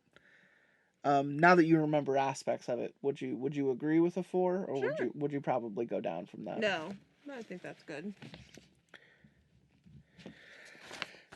This one's kind of sad because I had a lot of expectations for this one. Unfortunately, with coming to the event late in the game, we don't have a ton of nostalgia for the icons that had come in previous years. And I'm talking about the grandma storyteller who's sitting in her rocking chair telling you fucked up fairy tales. I'm talking the horror director who's directing like snuff films, watching people get killed. I'm talking the usher, the guy who invites you into the creepy movie theater and beckons you to come and sit down and watch horror movies. And I'm talking Jack the Clown and Chance, his like Harlequin. I don't have any nostalgia for these characters. I don't particularly find any of them scary. So for an entire house to be based off of them is just kind of like meh. A stretch. Like there was Lucky, this like demon girl who was like based off of Las Vegas kind of aesthetic where like luck be your lady. And she would like strap dudes to like spinning wheels and throw knives at them. You just walk into a room and there's just a woman screaming at you, throwing knives, and you feel the air pop coming out of the wall, and you're just like, eh. Sounds like Circus in Las Vegas. Yeah, it is like Circus. Do you remember this one? I don't know. So in this house, you walk in, and it's like you stepped into hell. There's this big skull gateway, and all of these facades to the previous icons from previous years as like pumpkins on the wall. And then you walk through this like gateway, and then it's like mist and fire and fog, and you're being led through different vignettes as each of the icons steps out and does their thing. And you get Chance, which is the girl with the Harlequin makeup, and she has like knives and a big mallet, and she's just like torturing some dude. You get Jack the Clown, the dude with the big orange hair, the green face makeup, and he's like sitting on like a throne, and he's like beckoning you to come closer, and he's like telling jokes about killing people and stuff because he's a fucking clown. It's all just very heavy-handed. You walk into a room and there's this woman on like a rocking chair, and she's asking you to come closer. She wants to show you what's in her book, and then you get there and the book is like the Necronomicon, and she like fucking lunges at you and shit. You don't remember any of this? No. Yeah. Maybe I was in the bathroom. Or no, maybe that was the very last house, no, and I was like... you went through this one with me for sure. It's just, it doesn't stand out because we don't have any nostalgia for these characters. We don't care about these characters. This is one of those houses they did where they changed the winner of the house at the end every year. And when we went through it, it ended with like the director or the usher or something. It ended with someone boring, like one of the movie guys. It didn't end with any of the characters. Like the caretaker, the guy who works at the fucking funeral home, and he carries around these big fucking shears, and he has long white hair. Like, even he would have been scarier, but like, nah. I'm gonna give that one a 2 just because I don't give a shit. And I think the icons could be scarier. I know this is like sacrilegious because people fucking love Jack. Jack is on like every fucking t-shirt. He's this fucking... of course I don't own any merch with him on it because I think he's lame. But demented clown takes over amusement park, kills people. Like, that's all you need to know. And for me, it's so like B movie that I just don't care. Here's a cool one though. Revenge of the Tooth Fairy. You remember that one? You walk in and there's like a guy narrating a story, and you're like seeing pages. Oh yeah. And it's explaining how when a kid doesn't leave their tooth for the Tooth Fairy comes for the kid. It's very Krampus. Yeah. in its iteration. The reason this one stands out to me is because they played the entire thing like a book. You remember like walking into the room and it was like cutouts of a room? Yeah. It was like an illustration. The sad thing was all the tooth fairies looked really stupid. They were like little kids in little kids' clothes things with big sharp mouths, and they were like yelling at you. And you'd turn the corner and someone's like COVID mask would just be like a giant screaming mouth. Yeah. And you're just like, eh. It's not like scary, but it's fun to look at. Yeah. You know, I remember the illustration aspect being the most interesting part. Definitely. Because it's like, oh, it's like a cutout of a bed. It's not an actual bed. Yeah. You know? I'll give that one a 3 because it was cool. But it wasn't very scary, and they only had a bunch of little tooth fairies running around. And you expect that to be scarier in concept. This is the one you talked about earlier. Welcome to Scary, which is Cary, Cary, Ohio, which is a place. Fun fact, one of the main Horror Nights developers, creators, is from a place called Cary, Ohio. They like to joke that like where their hometown is like haunted. So every year or some years at Horror Nights, Cary, Ohio is featured in a haunted house, and it's always about a different aspect of that town that's gone wrong. That's where Meets comes from. It's a Cary, Ohio thing. This was a house dedicated to all the previous years that Cary had been featured. So there was a Meets section of the house where the butcher guy coming out with the jolly kid's face. You know, he comes out with a giant cleaver and he wants to beckon you into his fucking ice locker, you know. There was a section of you walk through the movie theater and it's playing, let's all go to the lobby, let's all go to the lobby. But the main aspect of this house was all the townspeople are like deranged demons. So you're walking through like houses where they're trying to like get at you and eat you and shit. Mm-hmm. Do you remember this one? Let's all go to the lobby. That's what you remember. Let's all go to the lobby. Of course. I remember I remember walking through this house and then coming out the other end going, what the fuck was that? Yeah. The only aspect I liked was the meets part, because it's this guy dressed as like a mascot for a grocery chain. And like that's the unnerving aspect, is that there's this like guy dressed as this like kid's mascot and he's like asking you to come into his butcher's shop so he could fucking kill you. That's the scary part. But like all this other shit about like demon citizens, you know, demon families trying to eat you and shit, like I don't know if I want to give it a 1. No. I don't because you have nostalgia for it, so I'll at least give it a 2. We haven't given out a 1 yet, have we? I don't think so. No. None of these have sucked yet. I don't know if any of them will. This one I liked a lot. We liked a lot. Case Files, Unearthed, yes. Legendary Truth. This was the noir. Mm-hmm. You're following a detective, you're listening to his narrative, he's doing the whole tall blonde walked into my office and she asked me for help and I said, what can I do for you? You know, smoking gun, Chinatown bullshit. Cool jazz music soundtrack. Cool cosmic horror aspect to it, because it's a guy reading a comic book and you walk into the comic book and it happens.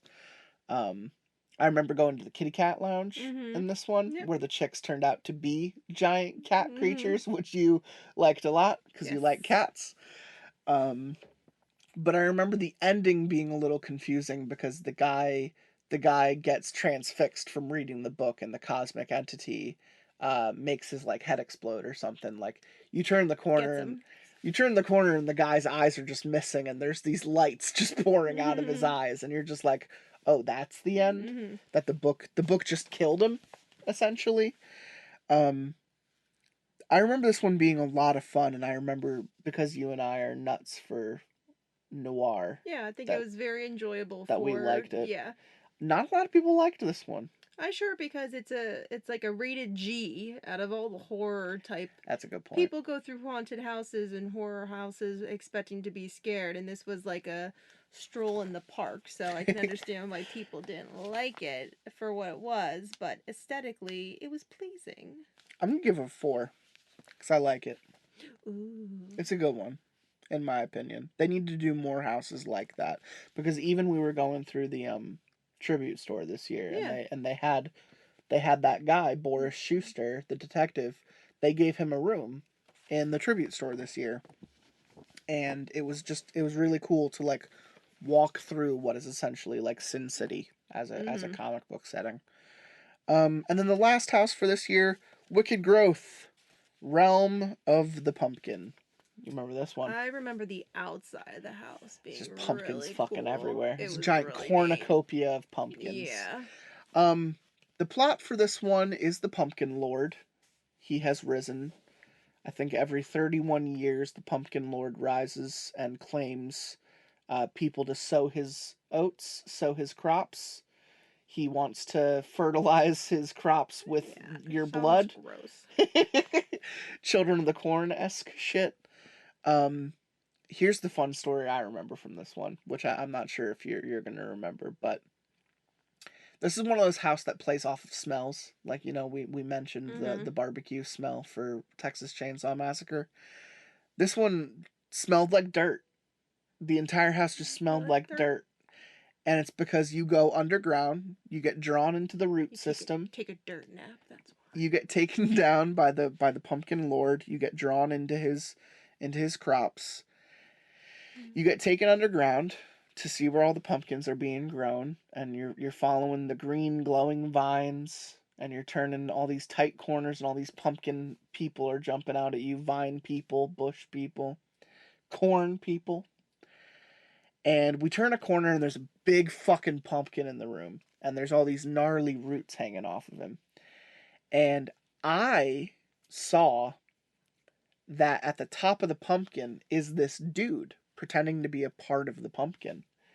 And he's like blending into the roots on the top. And I could tell that if I were to get close enough to him, he would pop out at me and scare the shit out of me because he's trying to do some chameleon shit and blend in. Mm-hmm. So I grab you and I push you over to him and I tell you to look at the pumpkin. Mm-hmm. And he just fucking unveiled himself and like jumped out at you. And it was the pumpkin lord. It was the big fat guy at the top of the pumpkin with the big horns. Yeah. Do you remember this happening? I don't know. I remember being surprised when at the end of Hell House, not Hell House, Haunting of Hill House, when the guy in the bowler hat surprises you at the end. Some houses you like exit out of the like decorated area and you think you're like safe in like the hallway between the house and the exit, and then something comes and grabs you, and that's the time I remember the most of being like genuinely surprised and shocked. There was this point where I walked past this big pumpkin and I saw that the scare actor was waiting to actually do something. Mm-hmm. And I turned around and I pointed at the pumpkin and you got near it and triggered the scare because I saw it coming and you didn't. Makes you sound like an asshole. You hear that? It pushed his girlfriend in front of the scary pumpkin lord. It was so funny. I remember him getting you so good, and I just remember laughing, just cackling, because he just went wow, like he looked like he was like laying down, he was hiding his head, and then he literally went wow, and you were right next to him when he did it, and it was just so fucking funny. Glad you liked it. Yeah, that was a good time. I'm gonna give the house at least a 3. Okay. How do you feel about that? I like it more than a 3. You'd give it a 4? I give it a 4. You give it a 4 because of the outside being decorated in like 400 pumpkins. Pumpkin King. I'm giving it a 4 because you said so, but I would give it a 3 internal. Give it a 3. No. This is your It's a discussion. I'm giving it a 4. You made the rules. I'm giving it a 4 because you said give it an extra point, but I would note that a lot of this, because this was one of the tent houses, one of the ones that gets sprung up and built in the backstage. Yes. That because of how confined those tents could be, they pretty much just did the entire thing underground. Like you're just pretty much walking through roots and stuff the entire house. They even made it smell like dirt. For me, that's cool for like a room or two, but not for an entire house. That's the only reason I'd give it a 3. For the bonus points for 2021, I want to give at least 2 bonus points to Crypt TV. I don't think Crypt TV is the best thing ever made, but for the fact that it's a YouTube-based platform that was able to get an entire scare zone at this park for this year is pretty cool. They have some cool stories. If anyone wants to check out Crypt TV, go to their YouTube and watch their short stories. One of their mascots, which is even featured in the video game Dead by Daylight, is this guy with a big smile and he has stitches across his face. He's missing a nose and a mouth and he just has 2 big stitches on his head and a big creepy toothy grin. He's like their Slender Man. He just kind of follows you and rips you in half. And then there's this like spider chick. I like the spider chick. She just wants a boyfriend, and instead she kills him and feeds on his corpse. So, you know, poor spider girl. That was the scare zone in the San Francisco area near the back end of the park that year. Um, and then I want to give at least 2 points to Eddie's Revenge and 30 Years, 30 Fears Scare Zones. Because 30 Years, 30 Fears was that first scare zone we walked through. And it's on that right-hand side going past the Terminator show. Well, that used to be there. And like the Hello Kitty store and stuff. Um, this is where they had the little vignettes from some of the best scenes from years prior. So they had like a little like section for like a mariner in like a downed ship with like fog rolling off of him, and he's just standing on his own little platform, his own little scene. And then you walk to the next one and it had like an alien from like an alien saucer just sitting outside with like green lights coming down on him. You had the candy people, which eventually got their own scene the next year, sitting outside offering people like ice cream and shit. Like, I just thought those little vignettes were cool. And then just giving Eddie a shout out, mythology wise, because that's Jack's brother who, one of the years that they wanted to do Horror Nights, they wanted to make him the icon, but he got shut down because I think like some terrible thing happened that year, like fucking Columbine or something, and people were up in arms about uh, putting too much horror out there, so they downplayed it that year, and Eddie never actually got a Horror Nights year. So just trying to give him some bonus points. I'm gonna give at least 2 because I thought both of those things were cool. How many points are you going to give to Gryffindor? Let's see. 2, 4, 8, 12, 14, 17, 19, 23, 26, 29, 34, 38. Only 1 point behind 2019. See, this is why it's interesting to rank things, because I would have said 2021 was not as good, and it's actually pretty damn close.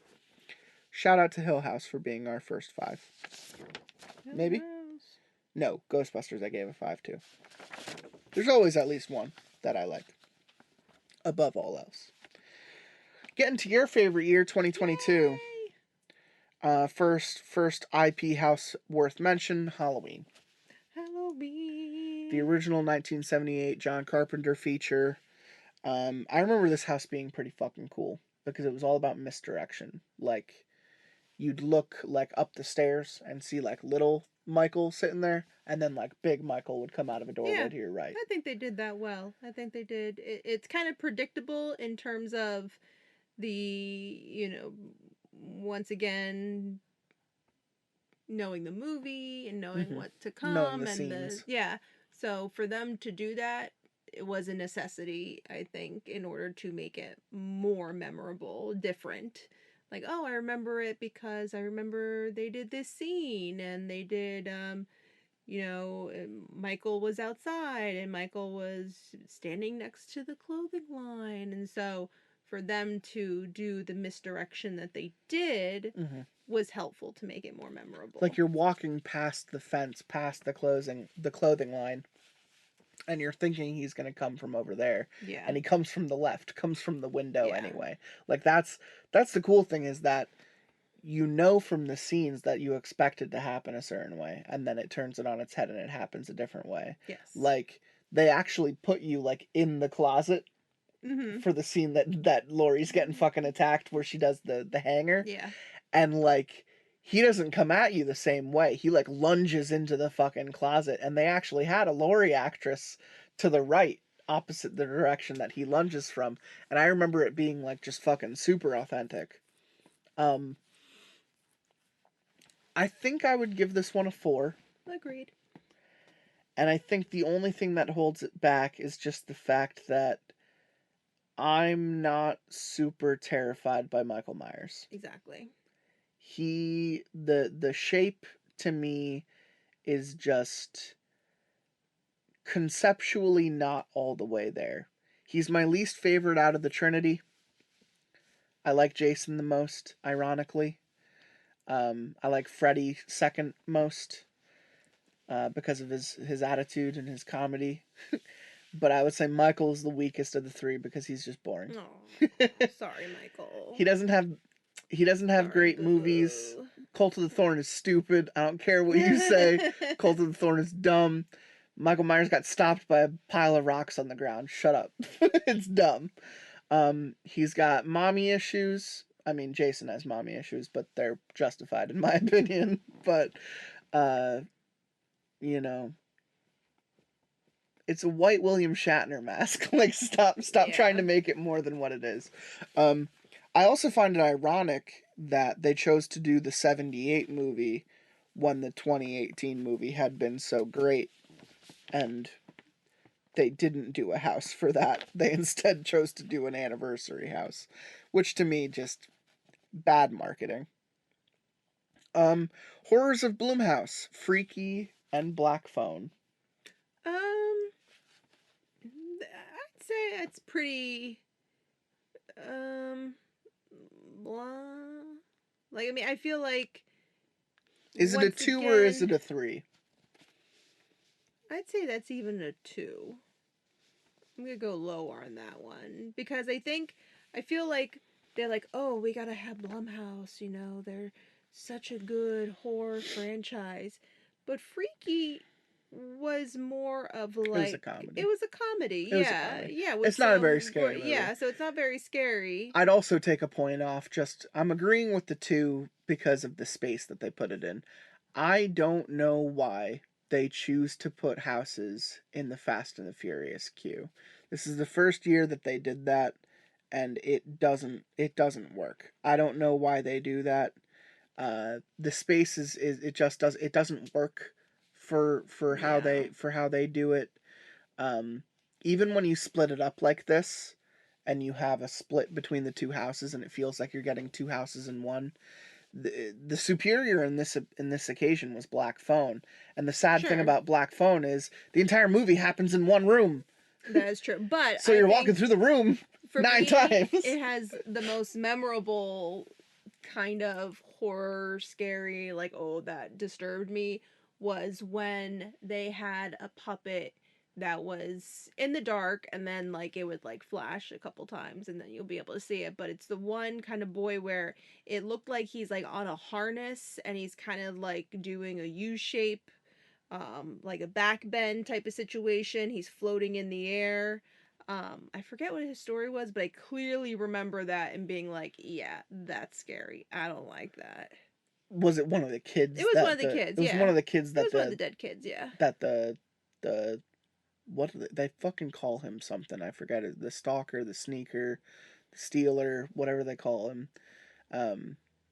One of the kids that he killed. You're saying one of the props, one of the scares was they had a contorted version of the dead kid. Yes, they pop out. Yep, they had a contorted dead kid. It was a puppet. It wasn't an actor. And you'd still give it a 2? That I would still give that a 2. I'd say that would be its redeeming quality. Was that it actually gave you a good scare? Yeah. This next one. I talk about this next one a lot. I like this one. The Weeknd.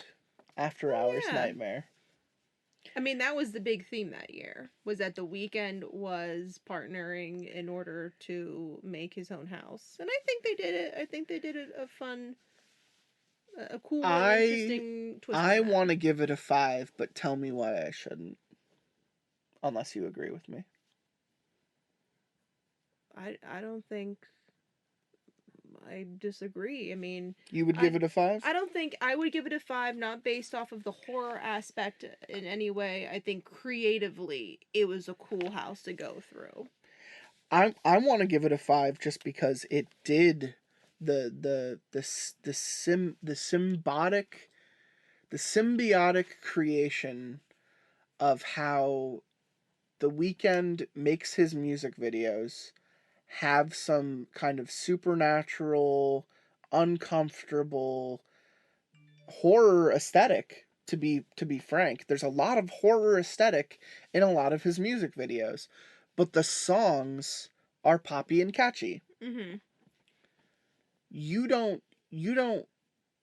listen to, blinded lights and think of, the crazy Super Bowl Cheese grater scene. the room full of mirrors, but then you get to the Horror Nights house and you actually walk through that, Yes. and you're like, what the fuck?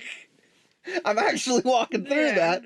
And you go back and you watch the music video for it, and it's a guy who licked a toad and he's tripping all over Las Vegas because he thinks he mistakenly killed someone. Yeah.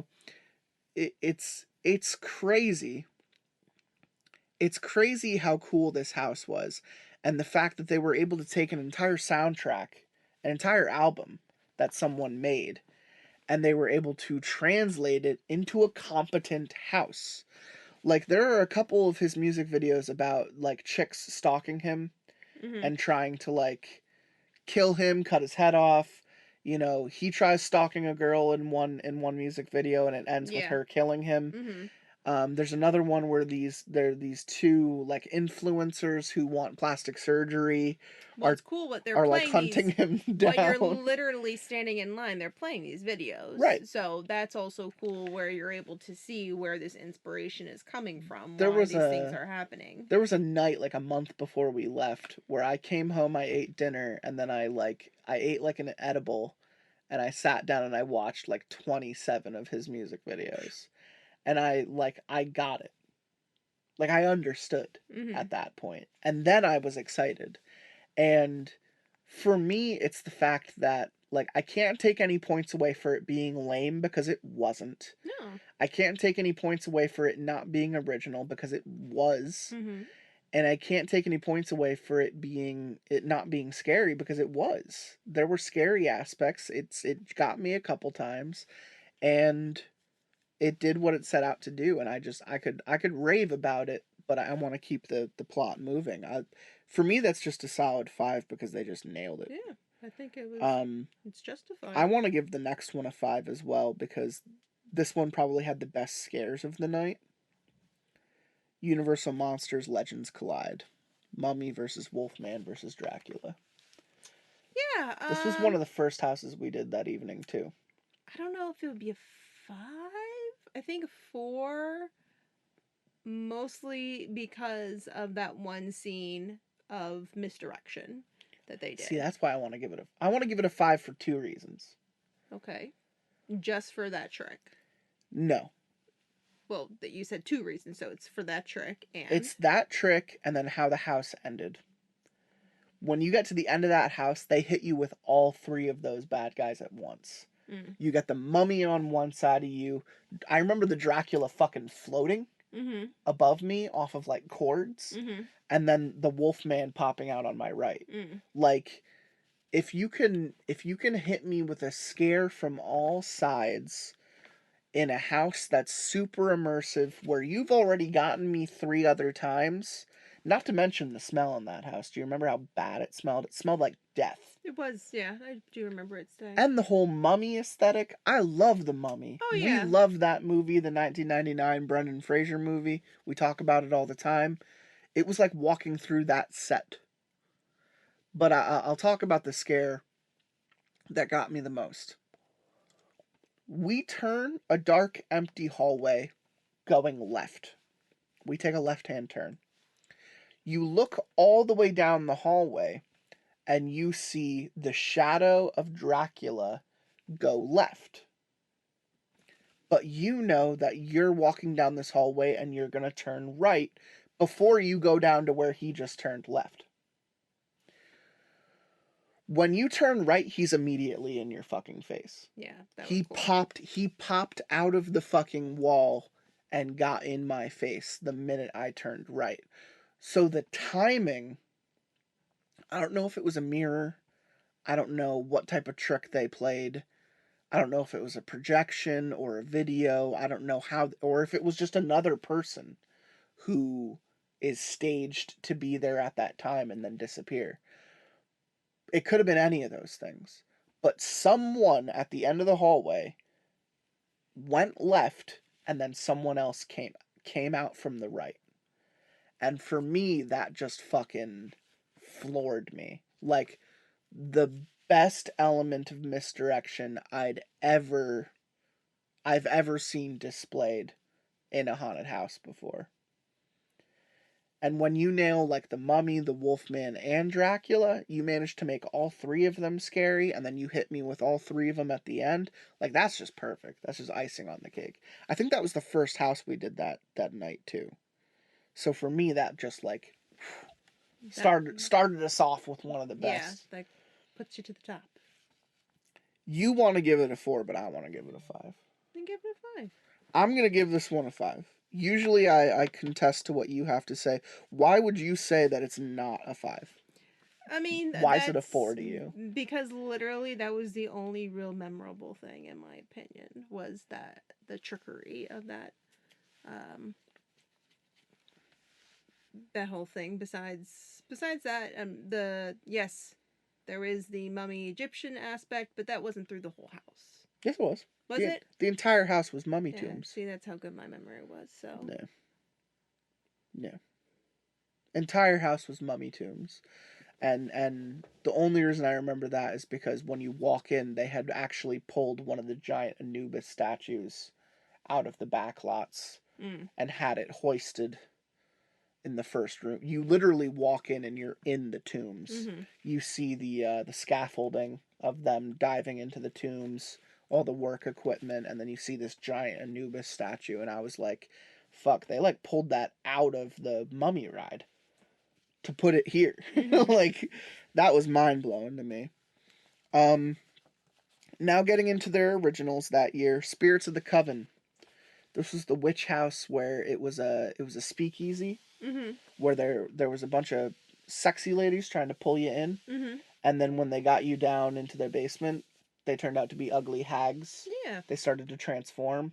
All these spells on the walls and stuff, and they wanted your blood. Yeah. You remember that one? Not really. Yeah, it was one of the last ones in the night that we did. Oh, that was a long night, too. It was a long night. Yeah, it was a tough night. I'm not going to be very good at scoring that one, because I like the subject matter, but if I can't really remember the house, I'm not really valid in rating it. For me, this is a 2 or a 3, because it wasn't very scary. On the original side, it's just kind of one note. It's just a bunch of hags, bunch of witches just being all, ugh. And for me, like, that's not very scary. And, you know, the speakeasy aspect was downplayed because it's only really like the first room you enter, and then you're just immediately in the catacombs underneath the speakeasy, and they're just like, give me your blood. I don't know. You don't really remember it, so it's hard for me to say. What do you think? Well, I mean, do you remember you walk into a room and there's this like woman in the center on this giant platform surrounded by sigils that are glowing green, and she has like 3 eyes and she's just like shouting shit? You could have said that the Winifred sisters were in there, and I would have been like, oh, okay. That's how much I remember that house. I'm going to give it a 2. You have to remember this one, though. This one was actually good. Bugs. Eaten alive. Bugs, yes, I do remember that, because it was probably so random, kind of. Like, it was, I just remember the very first scene where there's a woman who's, like, presented in, like, this nice kitchen, and then they're trying to sell you a product. Yeah, and then all the of a bug sudden is exterminator. Put it in your house. It'll kill all the bugs. And then it starts, like, fogging, and she's like, oh, fuck, it's not working. And instead it mutates all the bugs, so all the bugs turn all crazy. I'm gonna say, I'm actually gonna give that one a 1. What? Yeah. For me, this is like a 3 or a 4. Oh, wow. Oh, I hate bugs. That whole tryptophobia thing with the holes in your skin and like the maggots crawling out of the holes. Yeah. They literally had a guy like turn the corner and he's like, they're inside of me, and like all the maggots are like crawling out of his stomach and shit. I mean, you weren't grossed out by this house at all? No. I mean, it just is stereotypical, I feel. Like big old bugs. Just bugs. Bugs are gross. But you're not scared of bugs? You just think bugs are gross. I'd say if you give me a really big spider where which they did, which is big enough where you can step on it, you hear it crunch, that's a no in my book. But in So terms this of, house ended with you walking under a literal like building-sized spider. but still, it's just then Fake. that's unrealistic. That's not gonna that doesn't. I'll take my 4 down to a 3 for you, but I'm definitely not giving it a 1. It was cooler than a 1. A 1 is like pure ass. Cuz you can't give it's not a 0 scale, it's a 1 to 5 scale. So it's like I'm not going to give Listen, any and this was my favorite year. 2022 was my favorite year, and I was I'm gonna not give going to that house give a 1. I'm not going to give any of these houses a 0 because they don't deserve a 0. They at least happened. They tried. Fine. The house I'd that I will give I'd number give 1 is the bathroom, because whenever you go into the bathroom, if it's what's the not all pee pee times are poo poo times, but all poo poo times are pee pee times. So I'll give the bathrooms my number 1. I'm giving Bugs a 3, and it's because I actually did think it was gross. I thought it was original. And I thought aspects of it actually did freak me out a little bit. I don't like maggots, I don't like spiders, I don't like centipedes, and they had all of those in this house. And all of those things make my skin crawl and they give me the fucking I mean, goosebumps and remember how the other day I found, you know how like you get the tiny spiders and they have like the very thin webs and they might be like hanging from the ceiling and all of a sudden you like turn around and there's a spider in your face, where I literally took that and I brought it over to you and I said, "Hey, look at this spider." Do you remember that? yeah, but I wasn't like scared of it. I just went like, what are you doing?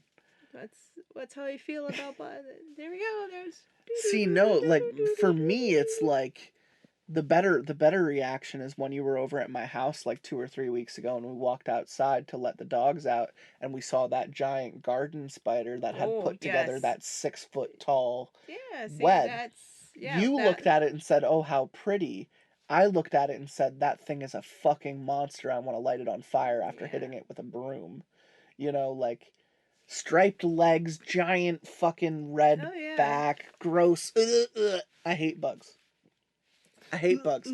I've been Yeah. traumatized by bugs, which is why I'm gonna give that house a 3 because it hit another one of those cardinal fears for me.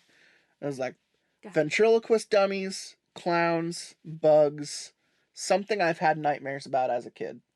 If you can hit that, then I'm giving the house minimally like a 3. Okay. I'm That's taking it that. down from a 4. I was gonna give it a 4 because I love the 50s retro aspect of it. The 50 like they were setting it up as like this old timey like them Yeah. aspect, and I like that Back to the Future style feeling. You're gonna rate this one higher than I would have, so we can have a little change of opinion here. Fiesta de Chupacabra. See, you know what? I think that you think I would do it higher because I like the lore of the chupacabra. I don't like what the monster was in those. It was more like a big cat. I think the chupacabra is a lizard man. I think it's more of Hmm. uh A scaly reptilian, yeah, so I a think scaly reptilian creature, and what we got was a mangy looking yes. cat without fur. So that would be between a 2 and a 3 for me. I want to give it a 3 because I appreciated the actual aesthetic of what you're walking through. Yeah, I Like think yeah, I they agree. nailed I this think a kind of 3. Yes. they nailed this kind of Mexico City grungy back streets, going through the alleyways, feeling like you're going to get threatened by anyone around you. They were all wearing creepy masks. It's all a part of this cult. The story was you're just some random dude, um, a part of a tourist, trap in Mexico, drawn into this festival when it turns out the entire people are planning on drawing you in to sacrifice you to the chupacabra at the festival. I'll take it to a 3 as well, because the actual what they call the quote unquote chupacabra was really good. I remember seeing it going.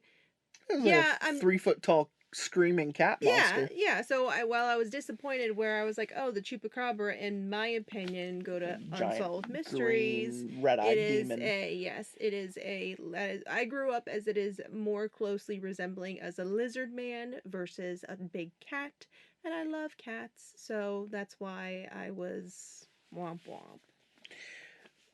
But again, the amount of work they put into the context and making this place actually look, Yeah. smell, and feel like you're in a little Mexican city just for a little amount of time really does displace you. The amount of work they put into that. Next one needs no introduction. Just a solid 5 right off the bat. Dead Man's Pier, Winter's Wake. We talked about it at the beginning. You walk in, it's cold, gentle snowfall coming down from the ceiling, a rolling fog from the distance pouring over these houses, and you just look into the middle of this warehouse because you know you're inside a building. You do. But you look into this warehouse and you see this tall lighthouse with a circular light, and for a moment you're like, I don't feel like I'm in a house. No, they really. I feel like I'm in a New England town on a On a harbor in the boat. middle of the night, about to get on a big boat, and everything's haunted. Yep. And the lighting was creepy, and the people were creepy. Mm-hmm. You walk into the tavern, and the guy's telling a story with his big corncob pipe, and he's like, it's all haunted. You're gonna get haunted. Fuck you.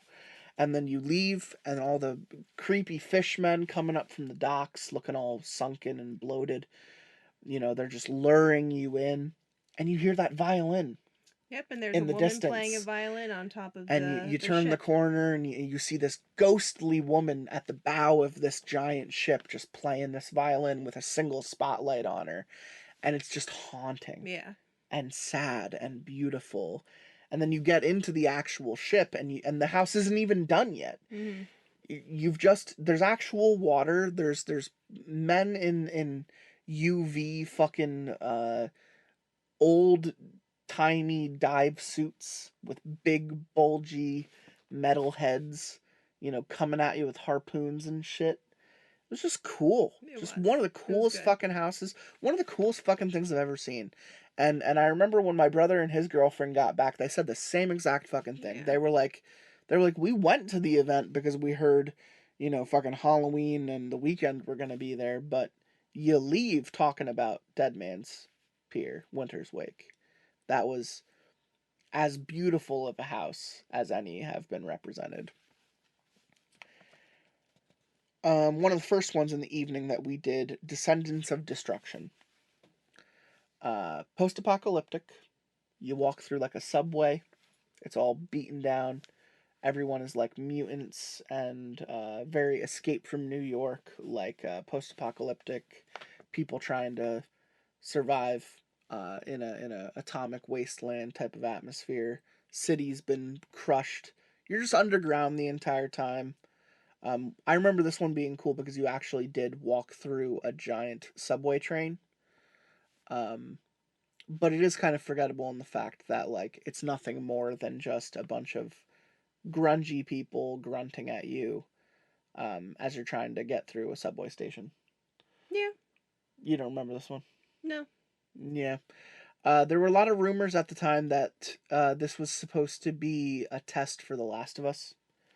Because it's the same type of idea. You start off in this underground and you get to the bottom and there's all these like cave monster creatures, and you can see where they're like the through line of thought is like, oh, we have a wasteland with hunter like people. We go through a subway train, we go underground, and there are these underground monsters. It's like, yeah, with Last of Us, it's the apocalypse. There's people fighting each other for resources. They're hunting each other, eating each other. The fungus people, underground, they live underground because that's where fungus thrives. Spores and all that shit. Weird mushroom people. Like, you follow the same line of thought, but then you're just like, this is kind of the dollar store version of that. Right. I'm not gonna give it a 1. I'll give it a 2 because it was really cool to actually walk on a giant subway train in a haunted house, but it's not much more than that, you know. I remember the scares being cool, because you don't see what direction they're coming from. You're in a giant dilapidated building. You're kind of like, what the fuck is going on? But again, nothing really to write home about. And then for the last one, I think we do have to give it a 1, if not for the only reason that we didn't do it. This was the house that we skipped that year. But I had watched several videos about it. It was supposed to be Evil Dead Rise. There was a rights issue. They wanted to do Evil Dead. They weren't able to do Evil Dead. Something happened. They took it back. The rights got pushed off to the next year, where it only ended up going to California. Hellblock Horror was their attempt at doing a small subversive plot about a prison block that holds all the greatest monsters in it. It had ghouls, it had spirits, it had ghosts, it had demons, it had aliens, it had monsters, it had everything. But it ended up just all being a bunch of dudes in masks all wearing jumpsuits. And the plot is you're like some future policeman, parole officer dude called in to get back into the facility because all the convicts broke out, all the monsters broke out of their cages, which sounds cool on paper until you get in there and all the monsters are kind of lame. And the the story of the house ends with you setting off like a bomb and nuking the entire facility. So the house literally ends with you with a guy going, "The bomb has been set, get out of here," and then like big fog explosion, and then you walk out of the house. So I have to give it a 1 because we didn't do it.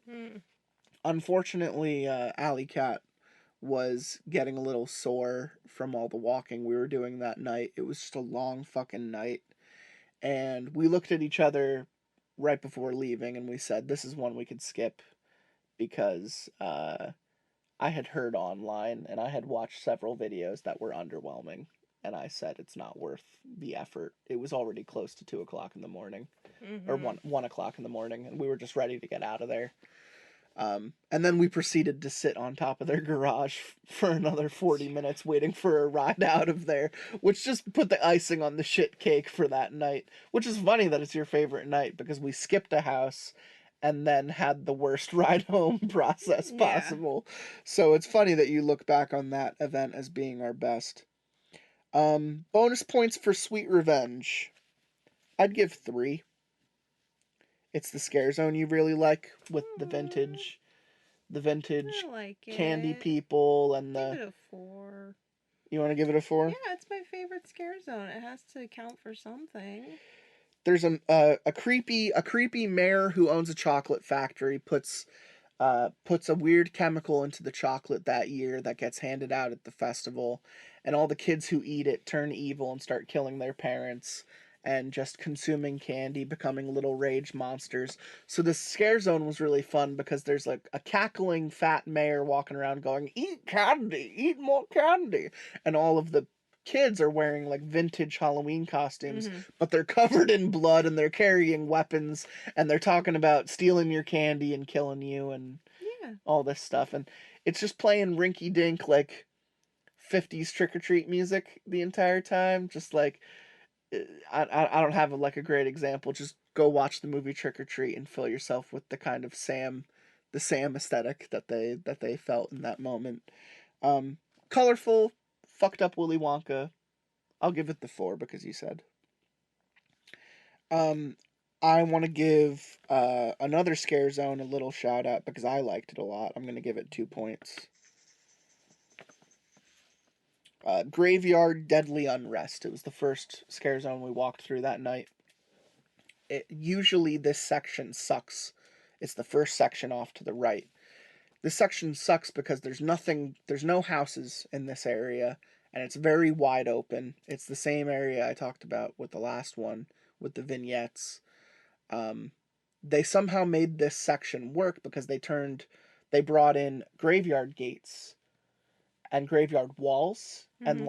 and cemetery stones and like mausoleum walls, Mm-hmm. and then they filled the entire thing with fog. I remember this area was like hard to walk through because they pumped so much Yeah. fucking fog in there. The entire place was filled with like dead people and like ghosts and spirits. And this was the first time I've seen a stilt walker with like white lights on them, and they were just this floating ghost. You know, you couldn't tell from the legs that it was a stilt walker. You just saw this tall person just mowing through the fog, just glowing. Mm-hmm. And I just remember looking at that being like, I'm not scared of that, but it's fucking cool. So I want to give that at least 2 points, because it's a memorable scare zone for me. Sure. And being the first scare zone that you kind of walk through, um, it stands out. So let's add up 2022. 4, 6, 11, 16, 18, 21, 24, 29, 31, 32, 36, 38. This actually doesn't beat my 2019, but it has 3 5-star rating houses, which is cool. All right, I'm going to get through California with Where Am I real quick because I already did an entire episode about it. I would say Chucky Ultimate Kill Count is a 3 because he liked it a lot. I'm going to give Last of Us a 5 because California's was fucking awesome. I'm going to give Stranger Things Season 4 a 3. I'm going to give Exorcist Believer a 4 because it was actually fucking scary. Give Evil Dead Rise a 3.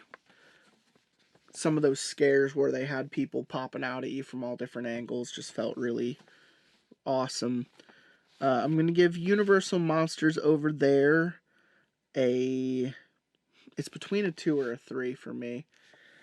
I'm going to give it a 3 because some of those scares were really good. But this is another problem with California where the difference between California and Florida is that California is mainly just like black hallways and boo holes and corners, whereas Florida is like big warehouses, big scenes, big things are drawn out over there. A lot to look at, a lot of detail, whereas in California, you're not getting a lot of detail, you're getting a lot of suspense, you're getting a lot of drama, you're getting a lot of build-up, you're getting a lot of shock and jump scares. So I'm going to give that a 3.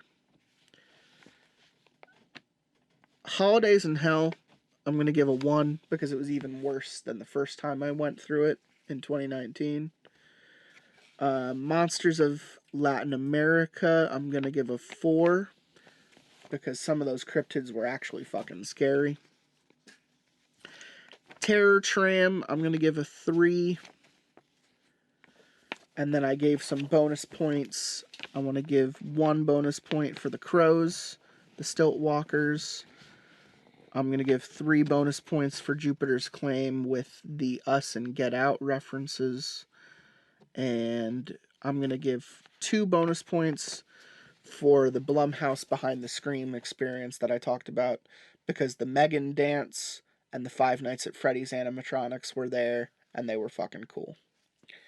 So for 2023 in California, we have 3, 8, 11, 15, 18, 21, 22, 26, 29, 30, 33, 30, 35 out of 60. All right, getting to this here. Starting with probably the worst of the bunch. It was worse than the one in California for sure. This might actually be a 1 for me. Chucky Ultimate Kill Count. Yeah, you didn't like Chucky. That's the problem. I now love Chucky. I love the new TV show. I think it's fantastic. Deputy Dewey and I have been rewatching the movies. I've rewatched the first 3. I'm waiting on him to watch the rest.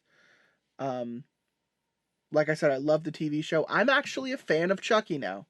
I used to think Chucky was stupid, boring, dumb little doll. I could kick him with my foot. I don't care. He can't stab me. Whatever. This house wasn't good. And again, they put it in the Fast and the Furious queue. Yes. Which has a break in between the 2 sections. Yes. Bad house, bad location. Just bad. Just not good. And it wasn't scary, and I want to give it a higher rating because I actually like Chucky, but like it was not I would great. give it a 2 because The animatronics? they did their best with that outside space where there was. You didn't even see it. The guy was trying to talk to you. Well, no, that's what. No, I did see it. I'm obviously remembering it, so it had some type of a effect on me. But there was interaction between the scare actor. Yeah, that man has to talk to everyone, and literally, whenever I walked past him, I thought that it was done. I thought the house was done. I was like, okay, I understand why it's a 1. And then he's like, don't go in there, ma'am, don't go in there. And then I didn't say or look or anything like that. And then he goes to you and says, she's not even listening. Why is no one listening to me? You don't understand. The plot of these houses is that Chucky found out that Halloween Horror Nights is doing a house based off of his TV show. So what he did was he showed up in Florida and infiltrated the house and is now killing people in the house. So the meta aspect here, at least in Florida, is that the animatronic of Chucky that you see at the beginning of the house is actually Chucky saying, "Welcome to the house, I'm gonna fucking kill you." Which I think is actually funny. I'll give it a 2. If only for that animatronic, because it looked great. Him sitting there with the ruler being like, yeah. I'm gonna fucking kill you. Like, I'm into that. And they did have something like fucking 20 animatronics in the house of Chucky. So, I'll give it that bonus point. But really, they need to figure that space out. They need to do something about that space, or just stop doing houses there. It doesn't work, in my opinion. Even with that little break, on videos online, there's this white guy who's like, you guys need to listen to me, stop recording, get out of here, and it's kind of lame. But when we walked through, it was a guy on ground level. They removed the scaffold or didn't have someone up there or something. And there was a guy on ground level literally trying to talk to you, literally trying to get your attention and say, no, don't go in there. Like, I just got out of there. I'm bleeding. I was attacked. You need to listen to me. And when you, like, thought the house was over and you just ignored him and kept walking, he actually turned to me and he was like, why isn't she listening to me? You need to get out of here. And I was like, yeah, I'll let her know. No problem. Last of Us. Mm-hmm. I gave the California version a 5, but I gave it a 5 because they had like 5 different Joel actors and 5 different Ellie actors and so many more scenes from the game. I would say the Florida one is probably a 4. I agree. It needed a little bit more, in my opinion. There were only there were 2 good bloater scenes, which are the big ones. Yes. And then they really only had like 1 or 2 good clicker scenes. Mm-hmm. And it happened, like, I remember turning around and looking at you when it happened, but I walked into a hallway where they both came out on both directions, and I turned to you and I was like, did you see that? Like, they both got me at one time. But that's it. Mm-hmm. In the California one, it felt like there were a lot more clickers, there was a lot more danger, there was a lot more stuff going on. I don't know, the Florida house wasn't as good as the California one, and this is the problem of Retrospect, is that when you do the same house on each coast, one of them is going to be better, right? So for California, both the Chucky and the Last of Us houses were better. Now, for Stranger Things, I think the Florida house was better than the California house. I gave the California house a 3, whereas I'd give the one that we went through a 4. I think that's agreeable.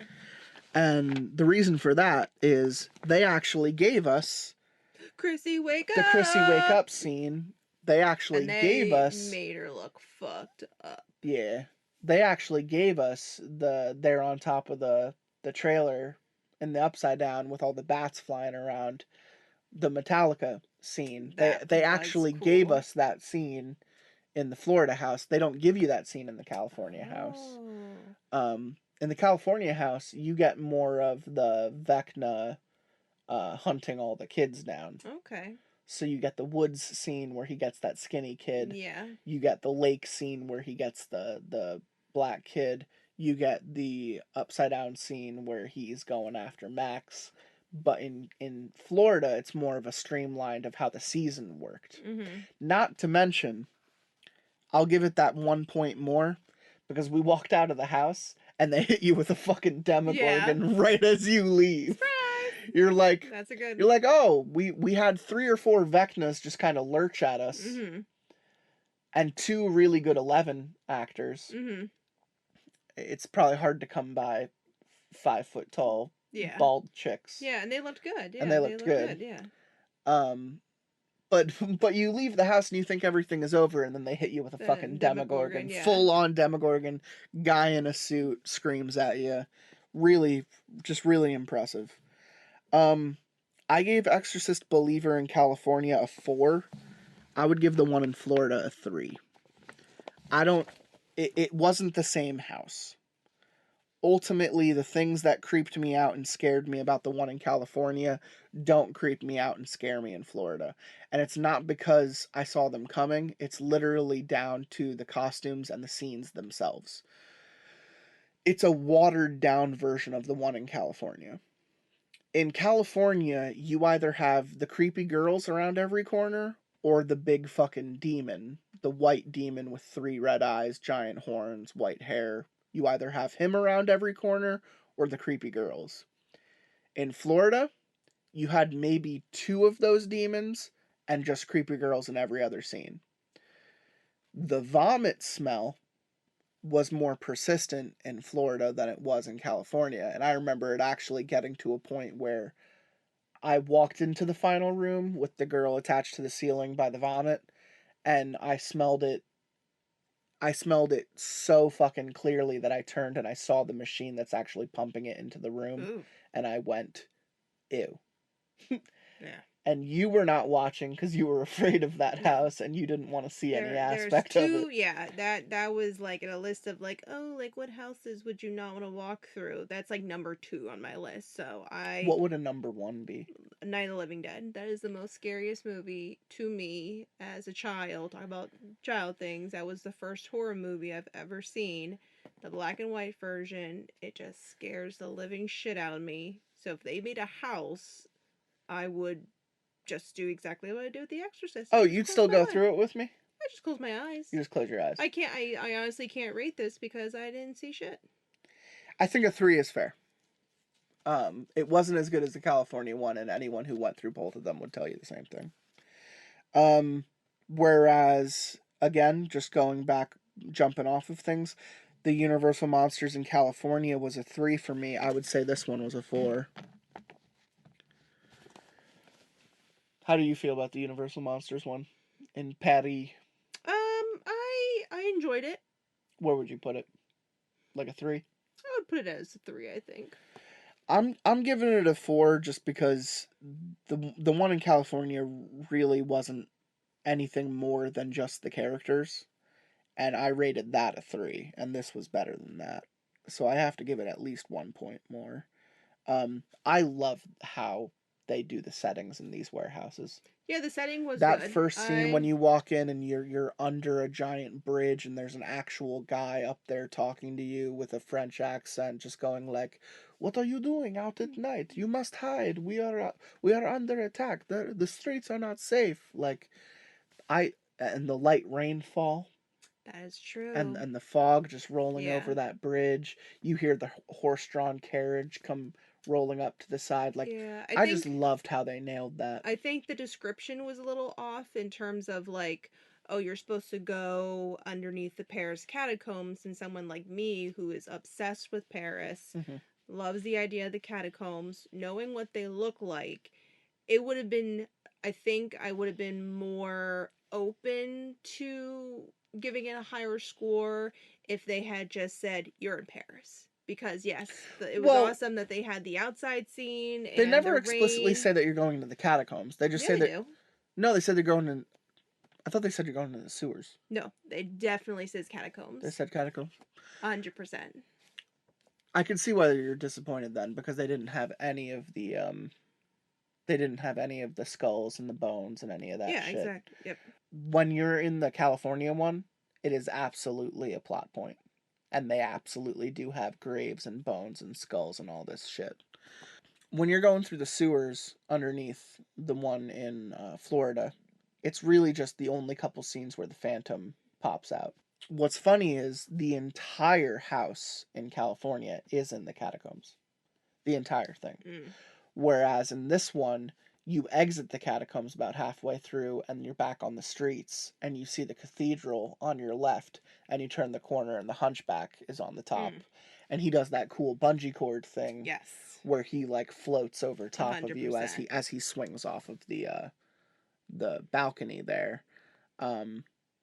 There's a scene like that in the California house where he has a giant melting cauldron full of shit and he goes to pour it over you and all this fog just rolls out on top of you. We missed that scare in California. So it's just the California house wasn't as effective as the Florida one, in my opinion. The ability to build out this concept and have all this context and actually build like a Parisian courtyard, you know, in a house is just cool to me. I was disappointed by this one because I feel like we missed all the good scares. Dr. Oddfellows, the circus tent, Twisted Origins. I feel like that was a big promotion this year. Oddfellow was the icon. Yeah, so. Oddfellow was the icon, but I don't feel like the house lived up to how much they were shoving him down your throat around every corner. What would you rate this one? 3. I want to give it a 2. Because I just really don't think they played into it as much as they could have. Like, you have a circus. So why aren't I scared by, like, every freak that pops out? Or why aren't you filling this with fucking scary-ass clowns? You know, like, if lore-wise, this is where Jack came from, and Jack is, like, a scary fucking undead clown, why isn't more of that shit going around in this house? Not to mention, I think we missed a bunch of good scares. Yeah. You literally turn a corner and there's like a minotaur with like a fucking frou-frou like ballerina tutu on. You remember that? I don't know. There's a giant bull's head, human body, ballerina costume, tutu. Oh, maybe, okay, maybe visually. I'm thinking of like Looney Tunes, where there's a bull with the... That evens out because I would have given the Paris one a 3 and this one a 3. So, but you gave it a 4 for the Paris one and a 2, so that evens the score. In my head, that's just a missed opportunity because you have so much media about scary clowns and freaks and sideshow, you know, mutants and stuff. Like, you could have played off of all that stuff, and instead you have like a clown open a curtain and go, "Welcome to Oddfellows Circus," and then he just like fucks off. Like, it's not scary. It's just dumb. And Oddfellow as the icon this year, underwhelming. It's this black dude with fangs and a glowing cane, and he just constantly yells at you about your soul. Yeah. Like, just underwhelming. Especially when the next house does it so well. Darkest Deal. Yes. That one's a 4 or a 5 for me. I don't think a 5. A 4 is, I think... 4 is fair? Yeah. Story is as old as time. Devil went down to Georgia. You know, there's a guy who Carries a fiddle. Yeah, there's a guy His name is Cuddleangus. in this one. He's a guy playing like a trumpet or a saxophone or something. Um, His name is Mambo Number 5.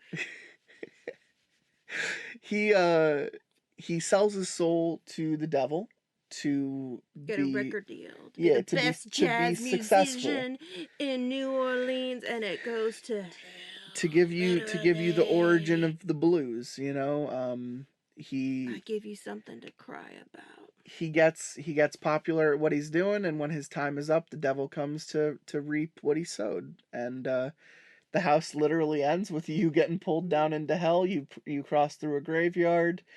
You see that he has made this deal with tons of other people. They all pop out at you through the graveyard. He's like, "It's your turn now." You get pulled down into hell, and the No. house literally ends with a giant demon just saying, "Welcome home." And No, he has a whole orchestra in hell. yeah, the devil probably has a cool soundtrack, Yeah. right? The first house we did, Dueling Dragons, Choose Thy Fate. I think that was fun and deserves a 4, if not a 5. I'm giving it a 4, and I'm only giving it a point off because it's not scary. No, it's not scary at all. This was a fantasy-based house at Horror Nights, and I expected just a little bit more scares. I wanted people to be popping out at every corner. I wanted warlocks and demons and trolls and goblins, and you really only get like a couple of those. I would rate this a 3 personally. I think But it's I'll- a 4. I mean, they even have a choose your own ending. Yeah. You can either go the right side or the left side. If you go the wrong side, you're dead. If you go the other side, you live. I think that is unique. It was a cool test. It was a cool promotion for the house because naturally it's based off of a ride that used to exist at Islands of Adventure, where you would do the same thing. You would go through a castle, you would go through a queue, you'd hear dragons are attacking the town. You have to pick what dragon you want to support to win the fight, and you'd have to split at some point near the end of the queue. You'd have to pick whether to support the fire dragon or the ice dragon, and both of the roller coasters were different. The fire dragon side was faster, had a lot more hills. It was about ups and downs. The ice dragon side had more flips, had more inversions. It was more twisty, more turny, more wild, in my opinion. In this house, the coolest scene, you walk out into a courtyard, you see 2 huge dragons sitting on top of the building. They both blowing fog and lights out of their mouths to make it look like fire and ice. And then you see right in front of you, choose thy fate, and it tells you, fork in the road, you want to go fire, you want to go ice. We picked ice, I picked ice. I'm sure you would have picked fire. We died. We got to the end, and the ice warlock was holding Merlin's head, and he's like, "I have won, and humanity has lost." And we were like, I think also that might have gotten people to go through that house again, to be like, oh, definitely. I Apparently there are went through 4 the different other endings. 4? Yeah. How is there 4 different endings if there's only 2 sides? Merlin can be present and save you at different times. No. So if the fire warlock wins, he's holding Merlin's head and humanity is burned. If the ice warlock wins, then he's holding Merlin's hand and humanity is iced. And then there's a version where Merlin is on each side and he has conquered both of the warlocks, which technically too much. Just winner maybe wins. 3 endings. Here's a fun one. 4 or 5. Yeti Campground Kills. I think that's a 5. You want to give it a 5? Yeah. It's got laughs. It's got campiness. It's got a child Yeti that is killed, and Mama Yeti says no, and fucking kills a camper because of it. There is the kid's literally like, "Look what I found." There's Let's a poke it with a bear. stick." They all, but you think they're just gonna see Yetis? No, you see a bear, and that thing is scary too. You're like, you're not a Yeti, you're a bear. It kind of like catches you off guard more than actually scary, but it's fun. Here's my thing. Oh, why? I'm gonna give it a 4. Why? Because it wasn't For a scary 5, enough? no. For a 5, I think the experience needs to be like transcendental. Like it needs to be amazing, and everything needs to line up, and the aesthetic needs to be overwhelming, and the scares need to be on point. And whether or not it's funny, because I think I gave Ghostbusters a 5. Um, Even if it's funny, I think it needs to hit every possible mark. And for me, I don't think this experience was like beautiful or like life changing, you know? Like I just thought it was like a good house. Like Dead Man's Pier is a 5. Yes. Like Dead Man's Pier is like an experience I think about fondly. Yeti Campground Kills is just like a good horror house. But That's my differentiation. That's what this is all about. Horror nights. I know, but like I'm saying, if we are saying that this is at the same level as Dead Man's Pier, then what are we really saying? Well, what other 5s are there on the list? Ghostbusters. I can't discuss that. I didn't see it, so don't even pull that one out. Ghostbusters, Haunting of Hill House, Universal Monsters Legends Collide, The Weekend, After Hours Nightmare, Dead Man's Pier, Last of Us in California. There haven't been many of them, but you would say a 5. I think that's a 5. I think that's a unique 5. All right. I would say I'll concede. Wild card. I'll concede.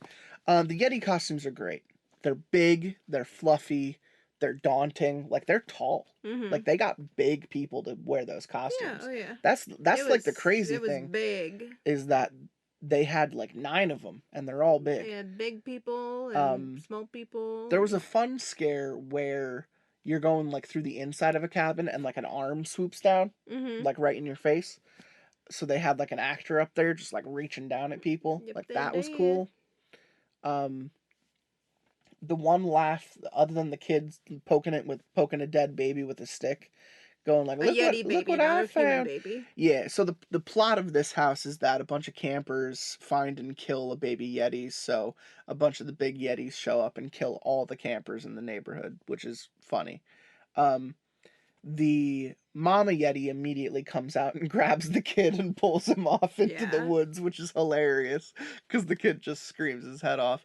My favorite part is we're next to like a canoe. There's a dead body in the lake, and this old guy comes out and he goes, "What the hell are those things?" And then just closes the window behind him because the yeti just pops out and he's just like, "What the hell?" And that just made me laugh. Yeah.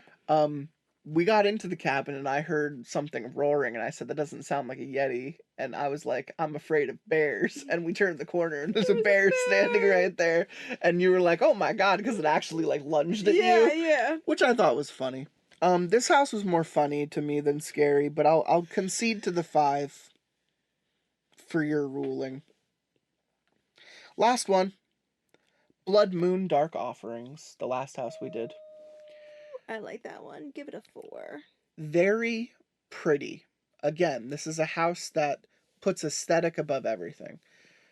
Creepy, because it's a cult, and everyone's wearing hoods and creepy masks. Even little kids around the maypole with human organs were wearing masks. Those kids were tiny. I didn't even think those were kids. I thought they were some little gremlins. They were fake little mannequins, but they were meant to be kids. Oh, I mean they were small. I thought they were some gremlins. Cool scares in this one. I love the traditional scare where you enter a room or a hallway and everyone's wearing the same thing, but you don't know which are people and which are mannequins. They did that in the Weekend house. They did that in the Universal house. They did that in Holidays in Hell. They did that here to its best effect, I think, because you enter a room and hear chanting. You hear them saying like, "We will sacrifice you for the blood moon." You know, you hear like 8 people say that, but you don't know which of these is an actual person that's gonna lunge at you. I like it. I concede to the 4. The 4 is worth it for that one. It gets a point off for just being like short. It was quick. You walk through a little town, there's a cult, they draw you in. You get to the last room, it's like Hereditary. There's just like a wicker man made of organs and blood, and that's it. Yeah. It's like, you only really see the blood moon in like 2 different scenes. So like, True. why is it called Blood Moon? I want to give at least 3 bonus points for Vamp 69 and its soundtrack. 69, baby. Because the Woodstock aesthetic was awesome, and every time we walked through there, we were singing the songs that were playing. Fun, yeah. Which is super fun. And I combined the last things we want to talk about here, which is the tribute store. Yes. This year.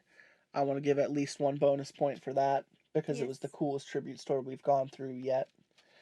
And I'd give at least another bonus point for us doing Scream early this year. Yeah, I think we finally figured out the correct schedule where we do everything we want to do without feeling absolute exhaustion. So the thing about the last couple years that we've been to Horror Nights is we've only done the Express Pass. Anyone who has money, who tells you to go to an event like this, tells you there's only one way to do it in one night, and that's with Express Pass. It's a front of the line ticket that gets you through the houses in our experience, 30 minutes. Because some of these lines are 2.5 hours long. They will say it at the gate. You will wait two or so hours to get into this house, which is fucking ridiculous. If you're not a local, you might get 1 or 2 houses done in an evening. And that blows my mind that people pay $80 to $100 to be there to maybe do 2 houses. Right? Kills me that that's how this event is run. But if you get an express and you're there for the entire night, as we've said, you can get through every house. It's getting harder as the years go on to be able to do something like that. So this year I opted for the Scream early ticket. They let you into the park at 3, you get into your zone by 5, and from 5 to 6 they slowly open aspects of the park as it gets shut down from 4 to 6. We were able to walk into our first house, Dueling Dragons, at 5:15. That is fucking awesome. This is close to 2.5 hours before the park officially opens for the event. Now, the downside is I felt like there were maybe 6 or 7 scare actors in that first house, when usually there are double the amount in the middle of the night when the event actually starts. For a small house like Dueling Dragons, not a big deal. If we had done Stranger Things like first, though, I feel like it would have sucked, because there maybe would have been like 5 actors and like 1 Vecna, when really it's like 10 actors and 5 Vecnas running around. The benefit is you show up in those 2 extra hours you can get through like 3 or 4 houses in that first hour. Definitely. And just take your time. Even if you don't have an express ticket, get the Scream early, because the lines for some of these houses will stay under an hour. We saw Stranger Things, one of the most popular houses at this event, was only 45 minutes at the start of the event at like 5. If you had gotten the Scream early ticket and you had showed up at 4, you would have been able to get Dueling Dragons and Exorcist and Stranger Things done before the park even opened officially. Because the park doesn't open for the event until 7:30. So if the general audience isn't walking in for another 2 hours, we were able to get 4 houses done and 2 rides. And also eat like 3 different things. It wasn't even dark out yet. And it wasn't even dark out yet. So I think we finally figured out, ironically, the more money you spend, the more time you're able to have at this event, the easier the experience is on you, and the less manic and the less oppressive it is. Which means moving forward, we're going to pay for the regular ticket the express ticket, Yep. and the Scream Early ticket. I was carrying 6 tickets for us throughout the event. Because you need a ticket to get in early, you need a ticket for the event, and you need a separate ticket to get front of the line access. So it's either we do that, or we pay the $1,000 for the RIP tour, Yeah. and we just split that. With a group of 4 or 5 people, I think that'll be worth it. But if it's just you and me, we're going to do it this way moving forward. Let me add up this last year. Is there anything you wanted to talk about this event? I think I just wanted to ask, what themed house would you like to see in the future? That's a good question. 2, 6, 10, 13, 17, 19, 23, 28, 32, 36, 39, 41. So this year has ranked the highest as far as our experience goes, not just from houses, but from the overall event. And in order, it goes 2023 Florida, 2019 with my brothers, 2021 and 2022 you and me tie, and then so far my least positive experience has been California this year, 2023, which, you know, it's just because it didn't have as much to offer as any other year, and California is just a weirder park in general. I love that topic, that idea. What would you want to see at this event? Like, what themed house? If we're going off of like a favorite IP, they've been talking about it for years. They want to do a full John Carpenter The Thing house, which naturally is like the most exciting thing I've ever heard. Did they do that already?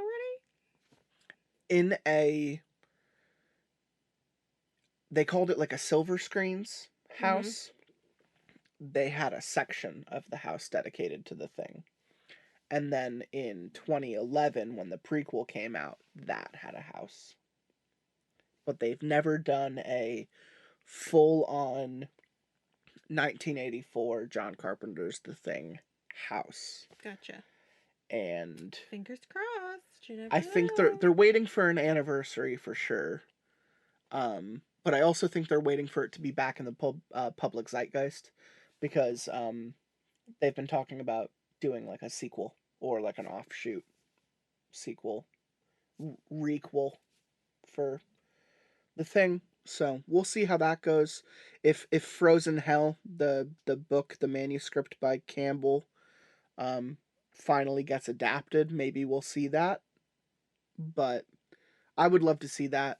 Unfortunately, Warner Brothers owns the rights to it, and they will like probably never give the rights to Universal for that to be a Horror Nights house. But I would love to go through an It house. That's a good one too. Pennywise. That'd be huge. Pennywise. Moneymaker. Huge. Pennywise being an event icon and being the monster behind an entire haunted house is like its own selling point for me. A hundo. Is there any property or thing that you would really like to see? BioShock. 100%. If they can do the Last of Us video game, they can do a BioShock game. So the funny thing about that, ironically, is that Netflix is developing either a BioShock movie or short series. They haven't full out said what it is. And the strike recently happening, they've had to say they haven't been working on it, but apparently there's a writer and there's a director and there's a team attached to doing it, and Netflix has the rights for it. I literally just read the article like last week. Like, the writer is back on, he's working on it, he's really excited about it. They did a Netflix poster pre-pandemic. That's how long this has been going on for. So a lot of Gore Verbinski wanted to do a BioShock movie, and I think He had the rights for it. He wanted it to be a hard R rating. The studio said no. He said fuck you and walked away. I don't blame him. This needs to be hard R. This needs to be cutthroat. This needs to be crazy and ruthless and bloody, and it needs to happen. But if Resident Evil could get a house, if Last of Us can get a house, if Silent Hill can get a house, if fucking Walking Dead can get a house, if Stranger Things, if Hill House, all these things, either video game or Netflix based or both, can get houses, we could get a BioShock house. I like the positivity. Here's my thing. Five Nights at Freddy's is probably going to do gangbuster numbers. People are not prepared for how like rabid that fan base is. The people who like Five Nights at Freddy's fucking love Five Nights at Freddy's. And it's cross-generational because we grew up with it and it's still coming out with stuff. Yeah. There are still kids that love that shit. So the movie is going to be huge. It's already successful because of the streaming rights. Jason Blum has said this a while ago. But there's no way this movie flops, and it's going to be good, and it's a Blumhouse property, so it's going to be at Horror Nights next year. I'm almost sure of it. I love the prospect of walking through a Five Nights at Freddy's house with costumes based off of those animatronics just fucking lunging at you. Straight out of the game, walking through the pizza parlor, these fuckers coming out at you. Super cool. Very popular video game. If we get that next year, and then we get a BioShock movie or series adaptation the following year, then I see that next year being a BioShock at Horror Nights year. I'm hoping with Blumhouse and with Netflix being okay with their properties being adapted for this event, that continues to snowball as the event moves forward. Because I would love a BioShock house. I would love a Five Nights at Freddy's house. I'm crossing my fingers. I'm really hoping that those things come to fruition. I said it before when we were in Florida. I would love for them to do an anniversary 1999 The Mummy house. Because the ride, as cool as it is, it doesn't hit how scary that movie is. Because that was actually like a pretty creepy movie. I would love to see people dressed up as O'Connell. Just fucking running around with a shotgun. I would love to see Emotep bald dudes with big mouths and, you know, giant sand walls and those creepy fucking zomboids at the end of the movie that fucking chant and carry weapons and jump real high and shit. Like, there's just so much about that movie that I would love to see in person, and I know that they have the costumes, they have the aspect, they have the location could be right next to the ride. Like, just make it happen. Mm-hmm. The symbiotic relationship for how some things Universal already has, like, right under their nose. I don't know why they don't do certain things more often, is more so the point I'm trying to make. Like, they're so focused on doing Universal Monsters every year that they don't work on, like, properties that just came out. Like, we were asking why Voyage of Demeter didn't have a house this year. Well, it's because I thought that one scare zone looked like it. And I was like, is that the Voyage of the Demeter? And you're like, no, that's like the harbor. Yeah, it's just some stupid Oddfellow harbor. Yeah. But you know, they didn't even give it any recognition. It played as an ad. It played as an ad as we were waiting to get into Last of Us. It's like, that was a Universal released movie this year that was critically well received, but probably not great on box office. But if you do a house and the house is cool, then that tells people to go watch the movie. Yeah. To me, it's confusing that they wouldn't want to do a cool house based off of a freaky Nosferatu, when that almost sets up the perfect aspect for what a horror house is based off of. And then it feeds back into something they're trying to get more money out of. Because if you were to ask me, when I went through the California Exorcist Believer house, I came out of it saying, I want to go see the movie now because that house was fucking terrifying. In between that house and this house, we found out that the movie sucks ass, and now I don't want to see it. And when I walked through the house in Florida, I just kind of got disappointed that Yeah. it's not as cool as the house was. So, you know, that's the sad thing, is that they chose to do a Blumhouse Exorcist movie as their movie this year, instead of doing something cool as you know, Voyage of Demeter could have been. But that's, you know, that's all we wanted to really talk about here tonight. We wanted to do a breakdown of Halloween Horror Nights, and I'm sure we'll be adding to this list as more years come. Super surprised that 2023 was our highest rated this year, but Alley Cat Alley Cat was happy to be back here with me on the couch and talk about Horror Nights for a couple hours.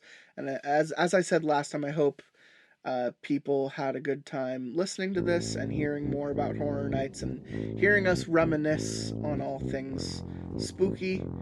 And I can't say it enough, everyone, please go to this event. Please support this event. Keep it rolling, keep it going. I want to see Horror Nights last for years to come.